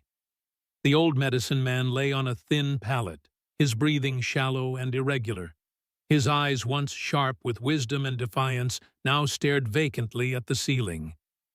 Jake knelt beside him, speaking softly in broken Apache. "Hold on, old friend. Help is coming." Chowtam's gaze shifted slowly to Jake's face, recognition flickering briefly. "The warning," he whispered. "Must give warning. The sleeping death wakes." "We'll warn them," Jake promised. "All of them. Just stay with us a little longer." A ghost of a smile touched Chowtam's lips. "Death comes when it wishes, Morrison. Not before, not after." His hand dry as autumn leaves reached for Jake's. "Promise me, protect the sacred place, keep the poison buried." "I promise," Jake said, gripping the old man's hand firmly. Satisfied, Chowtam closed his eyes, slipping into what might have been sleep or something deeper. His breathing continued, but barely perceptible now. "He was the last of the old ones," Ayanna said softly. "The last who remembered the time before white men came to our mountains. The last who knew all the old ceremonies." Jake recognized the grief in her voice, not just for a dying elder, but for a vanishing way of life. He'd seen it too many times across the frontier, the slow extinguishing of ancient cultures beneath the relentless march of civilization. "Tell me about him," Jake said, hoping to distract her from their dire circumstances. "How did you come to know him?" Ayanna's expression softened slightly. "Chowtam was my grandfather's brother. When I returned from the white man's school, my family was gone dead from the fever that swept through our camp 3 winters ago. Chowtam took me in, taught me the old ways I had forgotten." A bitter smile touched her lips. The school had succeeded in its purpose. I returned a stranger to my own people. He helped me remember who I was. "And the Army Scouts, how did that come about?" "The reservation agent saw my school papers, said the Army needed interpreters and medical assistants who understood both worlds." She shrugged. "The pay was good, enough to help my people through hard winters. And I thought," she paused, looking away, "I thought I could be a bridge between worlds." "Foolish dream." "Not foolish," Jake countered. "Necessary. The world is changing whether any of us wants it to or not. People who understand both sides will shape what comes next." Ayanna studied him thoughtfully. "You speak like someone who has also lived between worlds." "In a way," Jake acknowledged. "Never quite belonged with the Army, never quite fit in with settlers either. Too much sympathy for the people we were displacing." He smiled ruefully. "Made me a good scout, but a poor soldier." Their conversation was interrupted by footsteps above heavy, purposeful strides crossing the town hall floor. Jake quickly returned to his original position, slipping the loosened shackles back onto his wrists to maintain the illusion of captivity. The cellar door opened and a guard appeared carrying a tray of food. Behind him came a second man bearing a lantern, illuminating a face Jake recognized: James Harrington, the territorial secretary who had dined with them the previous evening. "Leave us," Harrington instructed the guards, who hesitated briefly before complying. Once they were gone, Harrington approached Jake, his manner nervous but determined. "Morrison, good to see you conscious. I had feared the worst after hearing of your accident." "Wasn't much of an accident," Jake replied dryly. "Unless Blackwood's men accidentally pistol-whipped me." Harrington winced. "Yes, well, matters have escalated beyond what any of us anticipated." He glanced at Ayanna and Chautham, then back to Jake. "I don't have much time. The governor arrives tomorrow morning. With him come military officials from Washington, representatives from foreign governments, and various other interested parties." "Interested in buying weapons," Jake surmised. "Indeed." Harrington set down the lantern, casting eerie shadows across the cellar. "What began as a railroad expansion has become something far more sinister. Colonel Blackwood speaks of safeguarding America's future and maintaining military superiority. The governor speaks only of profits." "And where do you stand, Mr. Harrington?" The territorial secretary straightened his spectacles, a nervous habit. "I stand for the law, Mr. Morrison, for proper procedures and accountability. Whatever is happening here has bypassed all normal channels of governance." "Bit late for bureaucratic concerns," Jake observed. "People are already dead." "Which is precisely why I'm here." Harrington lowered his voice further. "Your son found me an hour ago. Told me what he's learned about the buried weapons, the planned demonstration for potential buyers." Jake felt a surge of pride mingled with concern for Samuel's safety. "And you believed him?"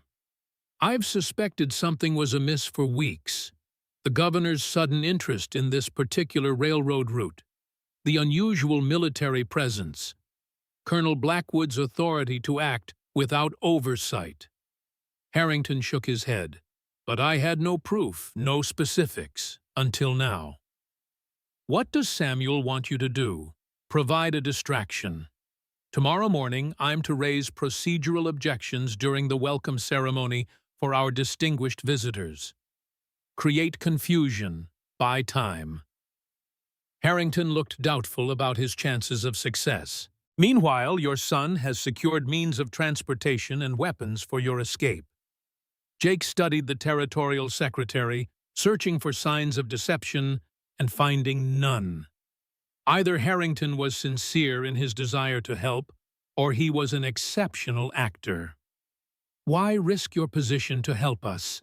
Ayanna asked, speaking for the first time since Harrington's arrival. The secretary turned to her, seeming surprised to be addressed directly by an Apache woman.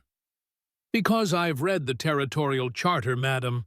It guarantees certain protections for all inhabitants regardless of race or origin. What happened to your village violated not just moral law, but territorial statutes that I myself helped draft." He straightened his shoulders slightly. "I may be a mere functionary, but I believe in the rule of law." Jake nodded slowly. Harrington was that rarest of frontier officials, a genuine believer in the principles of governance, rather than merely its opportunities for profit and power. "There's something else you should know," Harrington continued. "The excavation team has reached the outer chamber of the cave system. Colonel Drummond reports they've located the weapons cache intact, though accessing it fully will require additional work." Jake and Ayanna exchanged alarmed glances. "They're disturbing sacred ground," she said. "Ground that has contained the poison for 20 years. "Not just disturbing it," Jake added grimly. "Planning to extract and demonstrate the weapons, possibly tomorrow for their distinguished visitors." Harrington paled visibly. "I knew nothing of demonstrations, only an inspection of the excavation site." "How many visitors are expected?" Jake demanded. 24, perhaps more. Military attachés from several European nations, representatives from major industrial concerns, Krupp Steel Winchester arms others. An arms sale, Jake concluded, on American soil with illegal weapons to foreign powers. That's treason by any definition. Hence my concern, Harrington agreed. I've drafted telegrams to the territorial governor and the War Department, but Blackwood controls the telegraph office. Nothing goes out without his approval. Jake considered their options. If Samuel had indeed arranged transportation and weapons, they might have a chance to escape, but escape alone wouldn't stop Blackwood's plan. They needed to warn others, prevent the weapons demonstration, expose the conspiracy. "Does my son have the map?" Jake asked. Harrington nodded.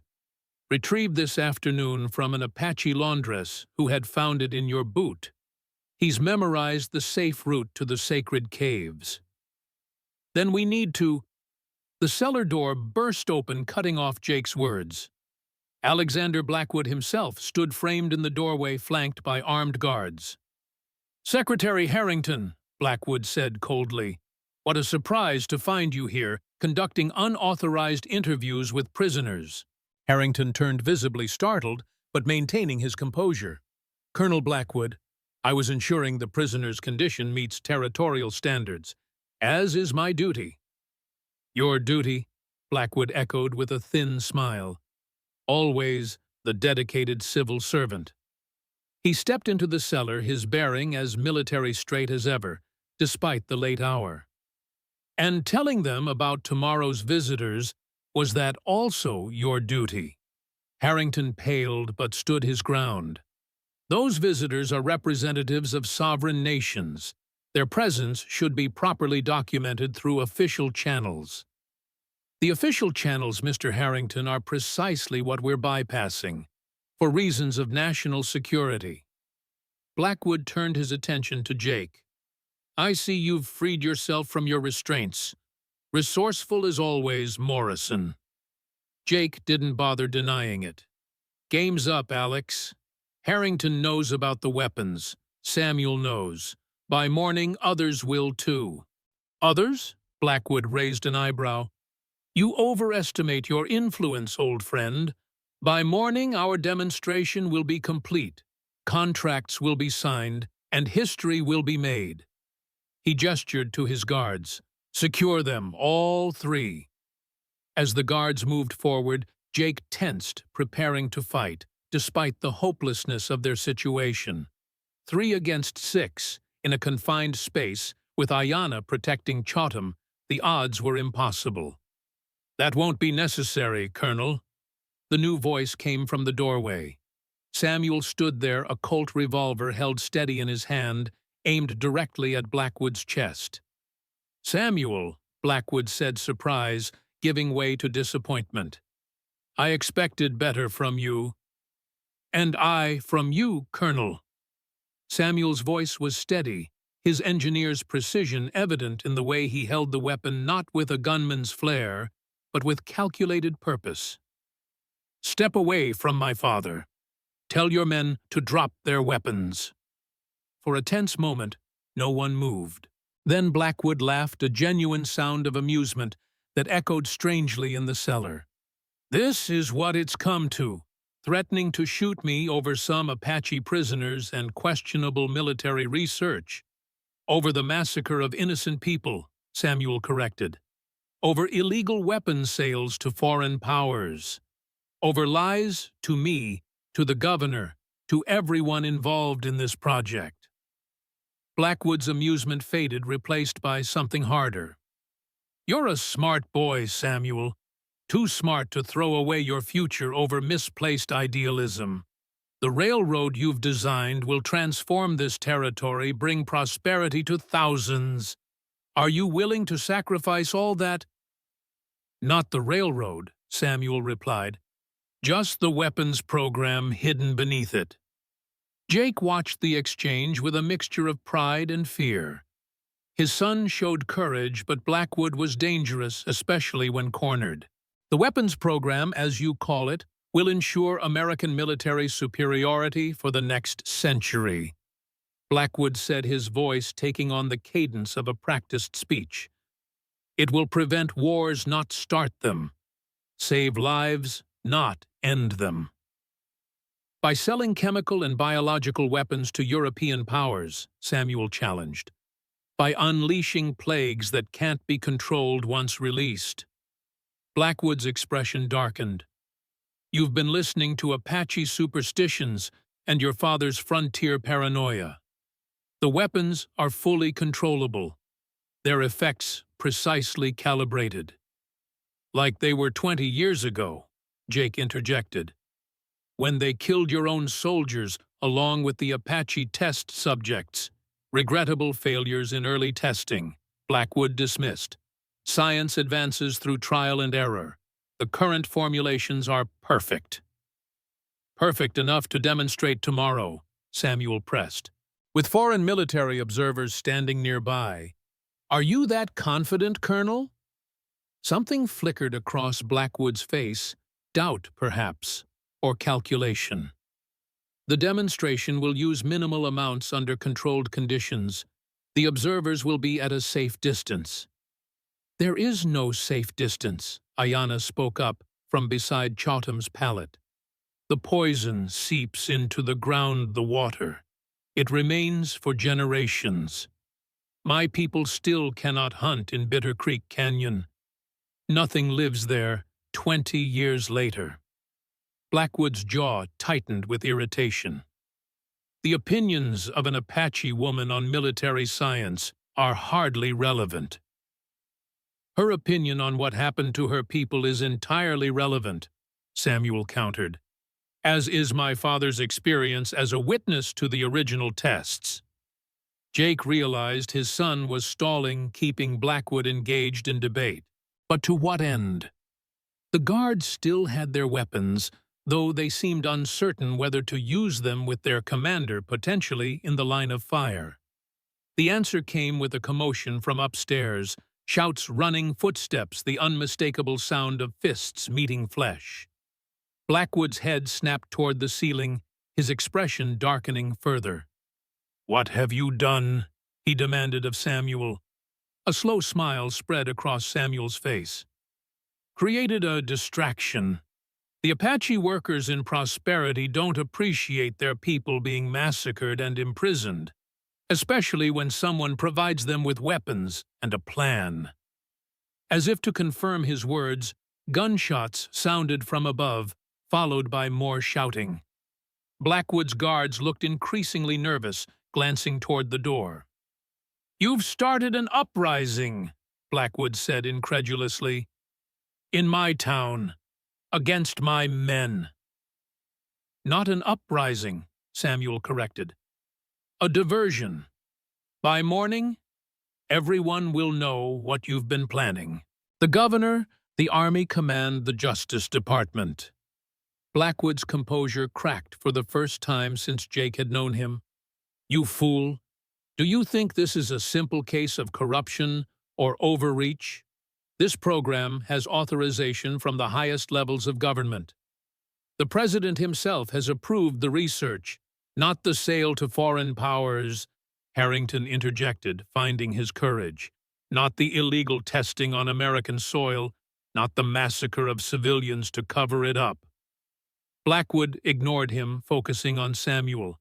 "Put down the gun, son. It's not too late to salvage your career, your future.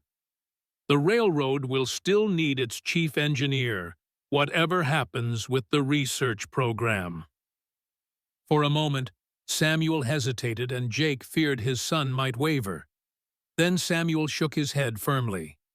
"I'm not your son, Colonel, and I won't be part of this, no matter how you justify it." Blackwood's expression hardened into something cold and alien. "Then you've chosen your side. Pity." With shocking speed for a man his age, he drew a small derringer from his coat pocket. "I had such hopes for you."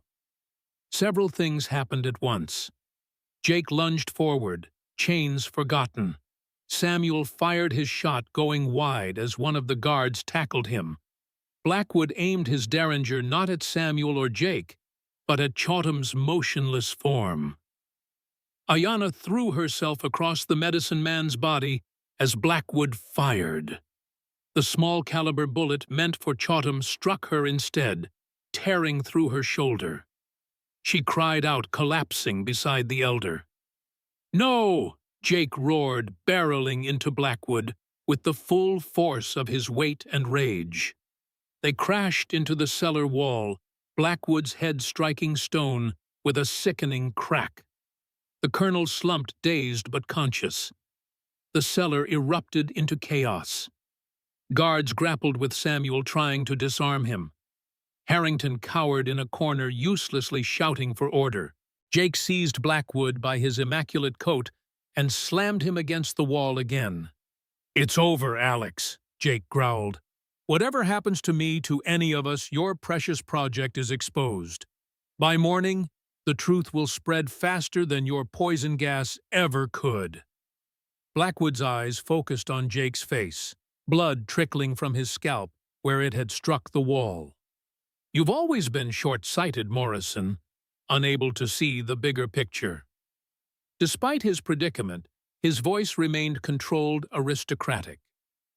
"America needs these weapons. The next century will be decided by technological superiority, not moral posturing." "America needs justice," Jake countered. "Truth, accountability, not massacres and poison gas sold to the highest bidder." "Idealistic nonsense," Blackwood scoffed.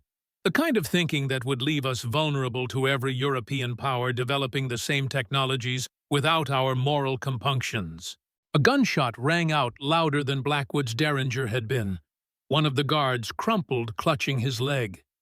Samuel stood over him, Colt smoking, the other guards backing away with raised hands. "Enough talk," Samuel ordered. "Father, get Ayanna and Chotham. Secretary Harrington, come with us. We're leaving." Jake kept his grip on Blackwood. "What about the colonel? Bring him," Samuel decided. "He's our insurance out of town and our evidence afterward." Jake dragged Blackwood to his feet, keeping the older man's arms pinned. "You're coming with us, Alex, a guest of the Morrison family." "You'll never make it out of prosperity," Blackwood warned, wincing as Jake twisted his arm for emphasis. "My men control every street, every building." "Not every street," Samuel replied with confidence. "Not tonight." Jake helped Ayanna to her feet, her face contorted with pain from the bullet wound. "Can you walk?" She nodded grimly, pressing a hand to her bleeding shoulder. "What about Chotham?" Jake checked the medicine man, finding a weak pulse still present. "He's alive, barely. I'll carry him." With Samuel leading the way, gun drawn, they emerged from the cellar into the town hall proper. The building was deserted, signs of struggle evident, overturned furniture papers scattered across the floor, a broken window letting in the cool night air. "What exactly did you arrange?" Jake asked his son as they moved cautiously toward the exit. "Apache uprising wasn't an exaggeration," Samuel admitted. "Every native worker in Prosperity Laundress's Stable Hands kitchen staff has family in the surrounding tribes. When I told them about Red Horse's village, showed them the map with its sacred markings," he shrugged. "They were eager to help create a distraction." "You've started a war?" Blackwood said accusingly. "No, Colonel. You did that when you ordered the massacre." Samuel checked the street outside before gesturing them forward. "They've agreed to focus on property, not people. Derailing equipment, disabling the telegraph, blocking roads, anything to delay tomorrow's demonstration and buyers' meeting." Outside, Prosperity was in controlled chaos. Fires burned at the railroad yard where someone had set a supply wagon ablaze. The electric lights along Main Street had gone dark, plunging the town into shadow, broken only by flickering flames and scattered lanterns. Gunshots echoed sporadically, more warning fire than actual combat. "This way," Samuel directed, leading them toward the stables behind the hotel. "I have horses waiting and supplies." They moved as quickly as possible, Jake carrying Chotham's limp form while maintaining his grip on Blackwood. Ayanna followed, pressing a makeshift bandage to her wounded shoulder. Harrington brought up the rear, looking simultaneously terrified and exhilarated by his participation in what amounted to a jailbreak. As they reached the stable yard, a figure stepped from the shadows, blocking their path. Colonel William Drummond stood with legs braced apart, service revolver aimed steadily at Samuel. "That's far enough," Drummond announced coldly. "Put down your weapon, Mr. Morrison. Release Colonel Blackwood." Samuel kept his gun trained on Drummond, creating a standoff. "Step aside, Colonel. This doesn't have to end in bloodshed." "It already has," Drummond replied. "Your Apache friends have killed 2 of my men, destroyed equipment worth thousands, threatened a project vital to national security." "Your project is illegal," Samuel countered, "and it will kill far more than 2 men if allowed to proceed." Drummond's gaze shifted to Blackwood, still in Jake's grip. "Alexander, are you injured?" "Nothing serious, William." Blackwood's voice remained steady despite his predicament. "Though our young engineer has proven disappointing in his loyalty." "And his father?" Drummond's cold gaze settled on Jake. Still fighting the last war, Morrison, still clinging to outdated notions of honor in a world that has moved beyond them. "If honor is outdated," Jake replied, "then we've already lost something more valuable than any weapon could replace." Drummond's laugh was hollow. "Philosophical to the end. Drop Blackwood and the Apache elder. Perhaps we can discuss terms." "No terms," Jake said firmly. "We're leaving, with Blackwood. Once we're safely away and have sent our telegrams to the proper authorities, you can have him back." Drummond's finger tightened on the trigger. "That's not acceptable." "It's your only option," Samuel interjected. "Kill us, and you lose any hope of containing this situation. Let us go, and perhaps you can still control the narrative. Blame Blackwood for exceeding his authority. Claim ignorance of the weapons sales." A calculating look entered Drummond's eyes. Jake recognized it immediately, the look of a military man assessing tactical options, weighing losses against gains. "You've thought this through," Drummond acknowledged. "But you've overlooked one critical factor." "What's that?" Samuel asked. "I don't need all of you alive." Drummond's aim shifted suddenly from Samuel to Ayanna, who stood partially exposed at Jake's side. Before anyone could react, he fired. The bullet struck her cleanly center mass. She staggered, eyes wide with shock, then collapsed to the ground. "No!" Jake roared instinctively, releasing Blackwood to catch her falling form. It was the opening Drummond needed. He swung his weapon toward Samuel, who stood frozen in horror at Ayanna's shooting. Time seemed to slow for Jake. He saw Drummond's finger tightening on the trigger, saw Samuel's shocked expression, saw Blackwood moving to escape. In that frozen moment, Jake made his choice. Releasing Ayanna, he launched himself forward directly into the path of Drummond's aim. The gunshot cracked like thunder in the stable yard. Jake felt the impact high in his chest, a sledgehammer blow that knocked the breath from his lungs. He stumbled, falling to his knees between Drummond and his son. "Father." Samuel's voice seemed to come from very far away. Jake tried to respond, but found he couldn't speak. Warmth spread across his chest, soaking his shirt. He looked down in distant curiosity at the rapidly expanding crimson stain. Samuel fired his Colt, the shot catching Drummond in the shoulder, spinning the colonel around. Blackwood, seeing his chance, disappeared into the shadows of the stable. Jake was aware of Samuel kneeling beside him, pressing something against the wound, speaking urgent words that seemed to blur together. He tried to focus on his son's face, thinking how much he looked like Sarah in this light. "Ayanna," Jake managed to gasp. "Check Ayanna." Samuel glanced toward the Apache woman, his expression grim. "She's alive." The bullet hit her already wounded shoulder. "She'll need a doctor, but she'll live." Relief flooded through Jake, followed by a wave of dizziness that threatened to pull him under. "Chautam, still breathing," Samuel assured him. "Father, stay with me. I'm getting you out of here." Jake wanted to tell his son it was too late for that the bullet had found something vital inside him. Instead, he gripped Samuel's arm with fading strength. "The map," he whispered. "Take it to Fort Sumner. Captain James McPherson. He'll believe you. Stop the demonstration." Samuel nodded, tears tracking down his face. "I will. I promise. But you're coming with me." Jake smiled faintly. "Stubborn. Like your mother." He coughed, tasting copper. "Proud of you, son. Always was." The world began to darken around the edges. Jake felt cold creeping through his limbs, a stark contrast to the burning in his chest.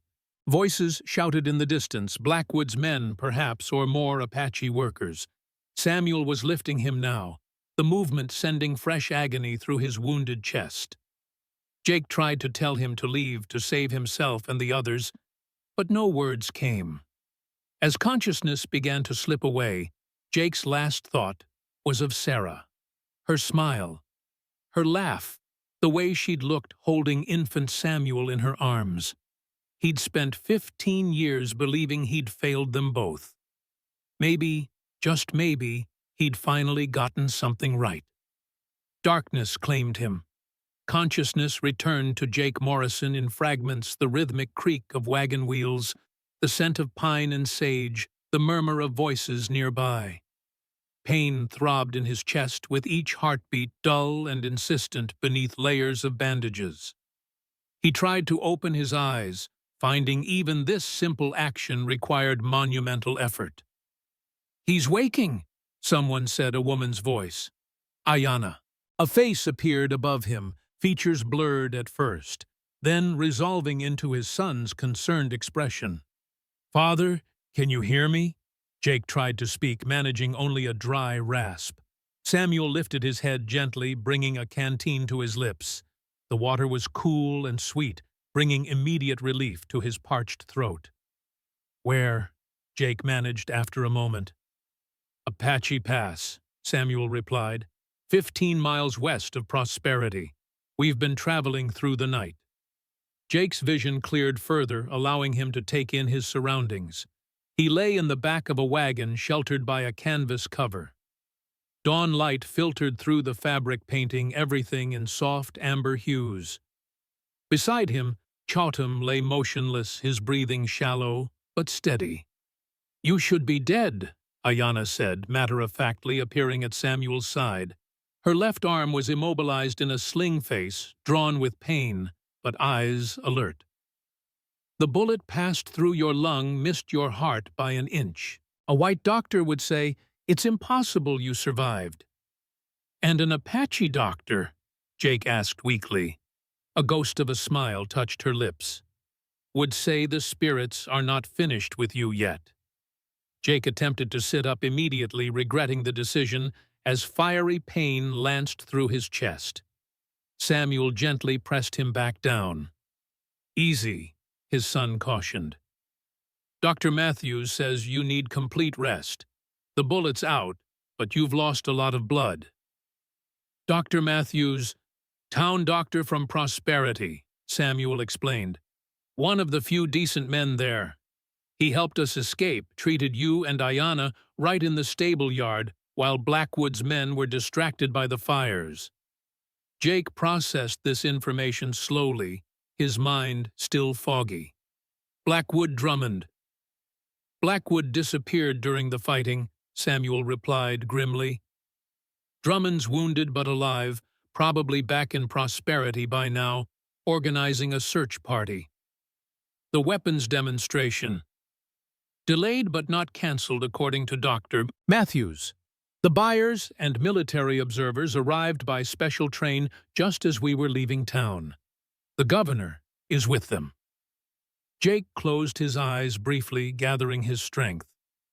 How many men do we have? Samuel hesitated. 6, including us. 2 Apache workers from the Hotel Secretary Harrington and a telegram operator who joined us when he learned what was happening. Not much of an army, Jake observed. We're not fighting a war, Father, we're delivering a message. Samuel reached into his coat, withdrawing a familiar piece of antelope hide. The map shows a back entrance to the sacred caves, one the excavation team hasn't discovered. If we can reach it before Blackwood's demonstration, we can document everything: the buried weapons, the remains of the original test victims, the excavation equipment. Evidence, Jake understood. For the governor, for Washington. Exactly. Secretary Harrington has drafted official statements detailing everything he's witnessed. The telegraph operator has agreed to send them from Fort Sumner once we reach safety. Jake nodded slowly, impressed by his son's thoroughness. The engineer's methodical mind had approached their escape and the gathering of evidence with the same precision he brought to his railroad designs. "You've done well, Samuel," he said quietly. "Better than I could have." A mix of emotions crossed his son's face: pride, embarrassment, lingering traces of the old anger. "I learned planning from you. Remember those hunting trips when I was 10? How you taught me to think 3 steps ahead." The memory surfaced from the depths of Jake's mind. Crisp autumn mornings in Colorado, teaching his son to track deer through fallen leaves, to anticipate an animal's movements, to prepare for every contingency. "You were a quick study," Jake recalled. "Figured out things I never explicitly taught you." "Like building that bridge across Miller's Creek," Samuel added with the ghost of a smile. "Yes, your mother was terrified it would collapse. But you walked across it first, to test it for me." The shared memory hung between them, a fragile bridge of its own spanning 15 years of absence and misunderstanding. Before Jake could respond, the wagon lurched to a halt, voices calling out in alarm from ahead. Samuel tensed, reaching for his revolver. "Stay here," he instructed, then disappeared through the wagon's rear opening. Ayanna moved closer to Jake, her good hand resting on a rifle beside her. "We are being followed," she said quietly. "Since dawn, Apache scouts from my tribe have been tracking our back trail. Blackwood's men—" She nodded. "A large party, 30 riders at least, moving fast. They will catch us before we reach the caves." Jake absorbed this information grimly. With his injury, he would be more hindrance than help in any confrontation. "Help me sit up," he requested. Ayanna hesitated, then carefully assisted him into a sitting position, propping him against the wagon's side. The movement sent fresh waves of pain through his chest, but he gritted his teeth against it, needing to see their situation clearly. Through the wagon's opening, he could make out a narrow trail winding through rocky terrain, Apache Pass, true to its name. Ahead, the land rose toward the sacred mesa where the caves were located. Behind them stretched the scrubland they'd traversed through the night, and beyond that the route back to prosperity. Samuel returned, his expression grave. "Riders coming. Fast." "Blackwood?" Jake asked. "Can't tell yet, but they're pushing their horses hard." Samuel glanced at Ayanna. "The caves. How much farther?" 2 miles, she replied. "Up that rise, then through the narrow canyon beyond." Samuel calculated quickly. "We'll never make it. Not with the wagon, not on these trails." He made a swift decision. "We need to split up. Father, you stay with Chautham and Secretary Harrington. The wagon continues on this trail. It's the obvious route they'll follow. While you do what? Jake demanded, already suspecting the answer. Ayanna and I take the map and cut across country. Reach the caves from the back approach she knows. Document everything before Blackwood can stop us or hide the evidence. Jake wanted to object, to insist on accompanying them despite his wounds, but the tactician in him recognized the logic of Samuel's plan.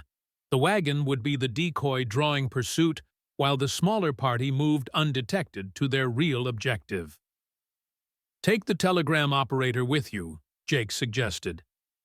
If you find proof, he can verify it as an independent witness.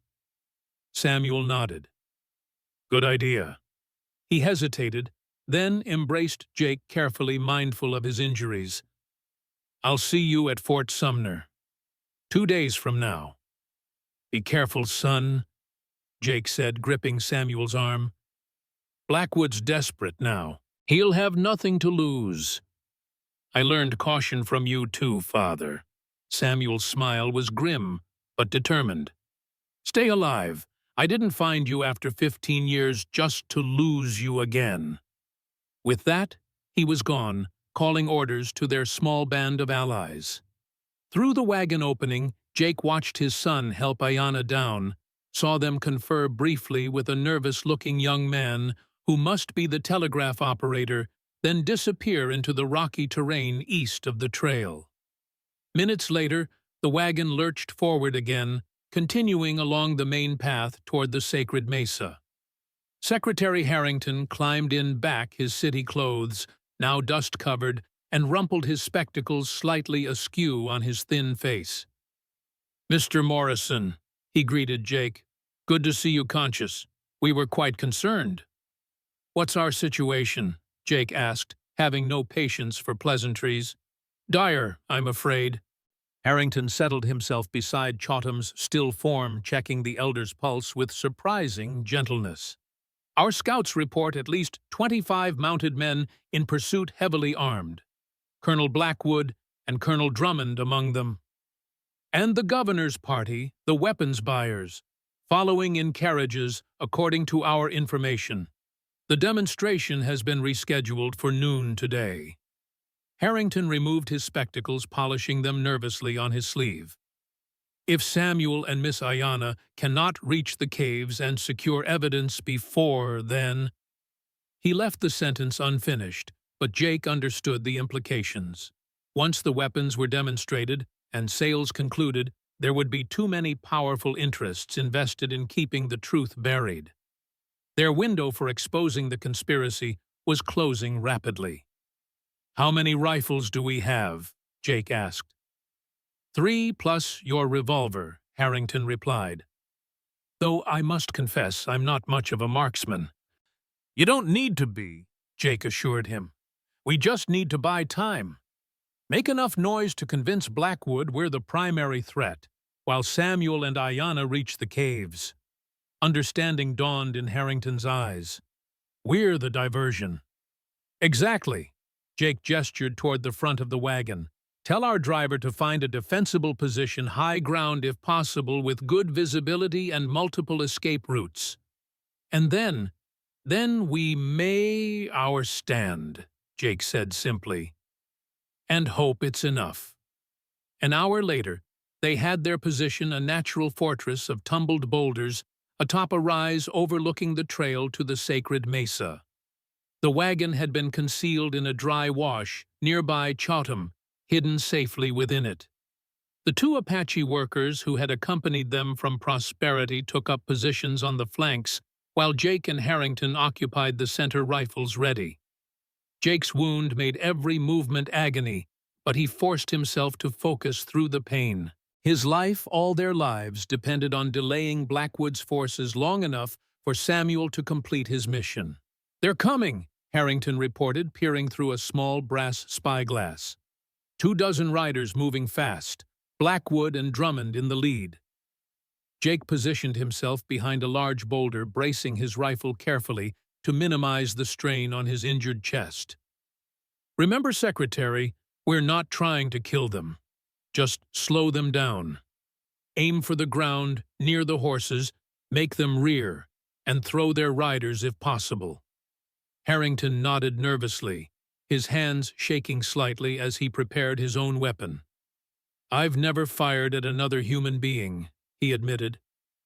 "With luck, you won't have to start today," Jake replied. "But if it comes to it, remember, they're the aggressors here. We're defending ourselves and the law you've sworn to uphold." This seemed to steady the secretary somewhat. He drew a deep breath, squared his shoulders, and took position behind his own cover. The riders appeared around a bend in the trail, dust billowing behind them. Even at a distance, Jake could make out Blackwood's distinctive bearing, straight-backed on his black stallion Union colonel's coat, still immaculate despite the rigors of the pursuit. Beside him rode Drummond, his right arm in a sling where Samuel's bullet had struck him. "Wait until they're within 200 yards, Jake instructed. "Then fire at my signal." The distance closed rapidly as the riders pushed their mounts up the incline toward the boulder field. Jake counted down silently, judging speed and trajectory with the experienced eye of a frontier scout. "Now," he said quietly. 4 rifles cracked almost simultaneously. Below, horses reared in panic as bullets struck the ground before them. 2 riders were thrown, others pulled up sharply to avoid colliding with them. Confusion rippled through the column as men sought cover, uncertain where the ambush had originated. Blackwood's voice carried clearly in the morning air. "Morrison, I know you're up there. Show yourself." Jake remained silent, watching as the pursuers regrouped. Blackwood conferred briefly with Drummond, then dispatched riders to circle the position exactly as Jake had anticipated. "They're trying to flank us," he told Harrington. "Maintain fire on the main group. Our Apache friends will handle the others." Another volley drove the main force back, buying precious minutes. Jake checked his pocket watch, nearly 9 o'clock. Samuel and Ayanna had been gone 2 hours. If they maintained a good pace across country, they might already be approaching the caves from the hidden route. The standoff continued for another 30 minutes, a strange, almost ritualistic exchange of fire, with neither side fully committing to assault or retreat. Jake understood Blackwood's strategy, pin them down with minimal forces while sending riders ahead to the sacred mesa to secure the caves before Samuel could reach them. What Blackwood couldn't know was that the traditional entrance, the one his excavation team had been using, wasn't the only way into the cave system. The map showed another approach known only to Apache medicine people like Chautam. A rider appeared on the ridge behind them, one of the Apache workers Jake had positioned as lookouts. "More coming," the man reported in broken English. "Many wagons, fine clothes." The governor's party, Jake realized. The buyers and military observers arriving for the weapons demonstration. The appearance of this new group would force Blackwood's hand. He couldn't allow potential customers to witness an armed confrontation with hostiles that he'd claimed were already neutralized. Sure enough, the pattern of fire from below changed, becoming more concentrated, more determined, or they were preparing for a full assault. "Secretary," Jake said, "it's time for you to go." Harrington looked at him in confusion. "Go where?" "To the governor's party. Take the back trail we passed half a mile back. Intercept them before they reach Blackwood's men." Understanding dawned in the secretary's eyes. "You want me to warn them?" "I want you to tell them the truth," Jake corrected. "About the weapons, the Apache massacre, all of it. Show them your official statements. Make them listen." "They'll dismiss me as a madman," Harrington objected. "Or worse, an accomplice to whatever story Blackwood has concocted about us." "Then make them delay," Jake insisted. "Create procedural objections. Demand verification of permits. Do whatever bureaucrats do to slow things down. We just need to buy time until Samuel reaches the caves." Harrington hesitated, then nodded decisively. "Very well. I'll do what I can." He extended his hand to Jake. "It's been an honor, Mr. Morrison." "Yea," Jake shook the offered hand. "The honor's mine, Secretary. Now go before they cut off your escape route." As Harrington slipped away, Jake turned his attention back to the standoff. The attacking force was maneuvering into position for a coordinated assault professionals following Drummond's military expertise. They would swarm the boulder field from multiple directions, overwhelming the defenders by sheer numbers. Jake counted his remaining ammunition, 6 rifle rounds plus 9 in his revolver. Not enough for a prolonged engagement. Their only hope now was to maintain the illusion of greater strength than they possessed to keep Blackwood's attention fixed firmly on this position while Samuel completed his mission. "Afraid to fight, Alex?" Jake called down, breaking his silence for the first time. "Getting cautious in your old age." Blackwood's voice came back immediately. "Hardly, Jake. Just giving you one last chance to surrender, for old times' sake." "Generous of you," Jake replied, adding a strained laugh. "Especially considering you're about to lose everything. Your weapons program, your railroad contract, your reputation. How will history remember the great Colonel Blackwood then?" The taunt struck home. Blackwood's voice hardened. "History is written by the victors, Morrison. A lesson you never learned." "Perhaps," Jake conceded. "But truth has a way of surviving, doesn't it? Buried in cave systems, preserved in Apache stories, documented by territorial secretaries with inconvenient principles." A long silence followed, and Jake imagined Blackwood realizing the full extent of their plan. The gathering of evidence, the official statements, the multiple avenues through which the truth might emerge regardless of what happened on this rocky hillside. When Blackwood spoke again, his voice had changed cooler, more calculating. "What do you want, Jake, really? Not this suicidal last stand, not some hollow moral victory. What's your price?" "My price," Jake echoed incredulously. "Everyone has one," Blackwood continued. "Name yours. Moneyland grants a position with the railroad. Your son's career restored and advanced. All can be arranged." Jake thought of the massacred village of Chowtam, barely clinging to life, of Ayana's fierce dignity despite her wounds and losses. He thought of the buried weapons and the lives they had taken, the lives they might yet claim if Blackwood's plans succeeded. "You still don't understand, do you, Alex?" Jake said finally. "This isn't about price. It's about cost. The cost of your kind of progress. The cost of putting ambition above humanity." "Philosophical to the end," Blackwood replied, echoing Drummond's earlier assessment. "But philosophy won't save you now. This is your final warning, Morrison. Surrender or we attack in force."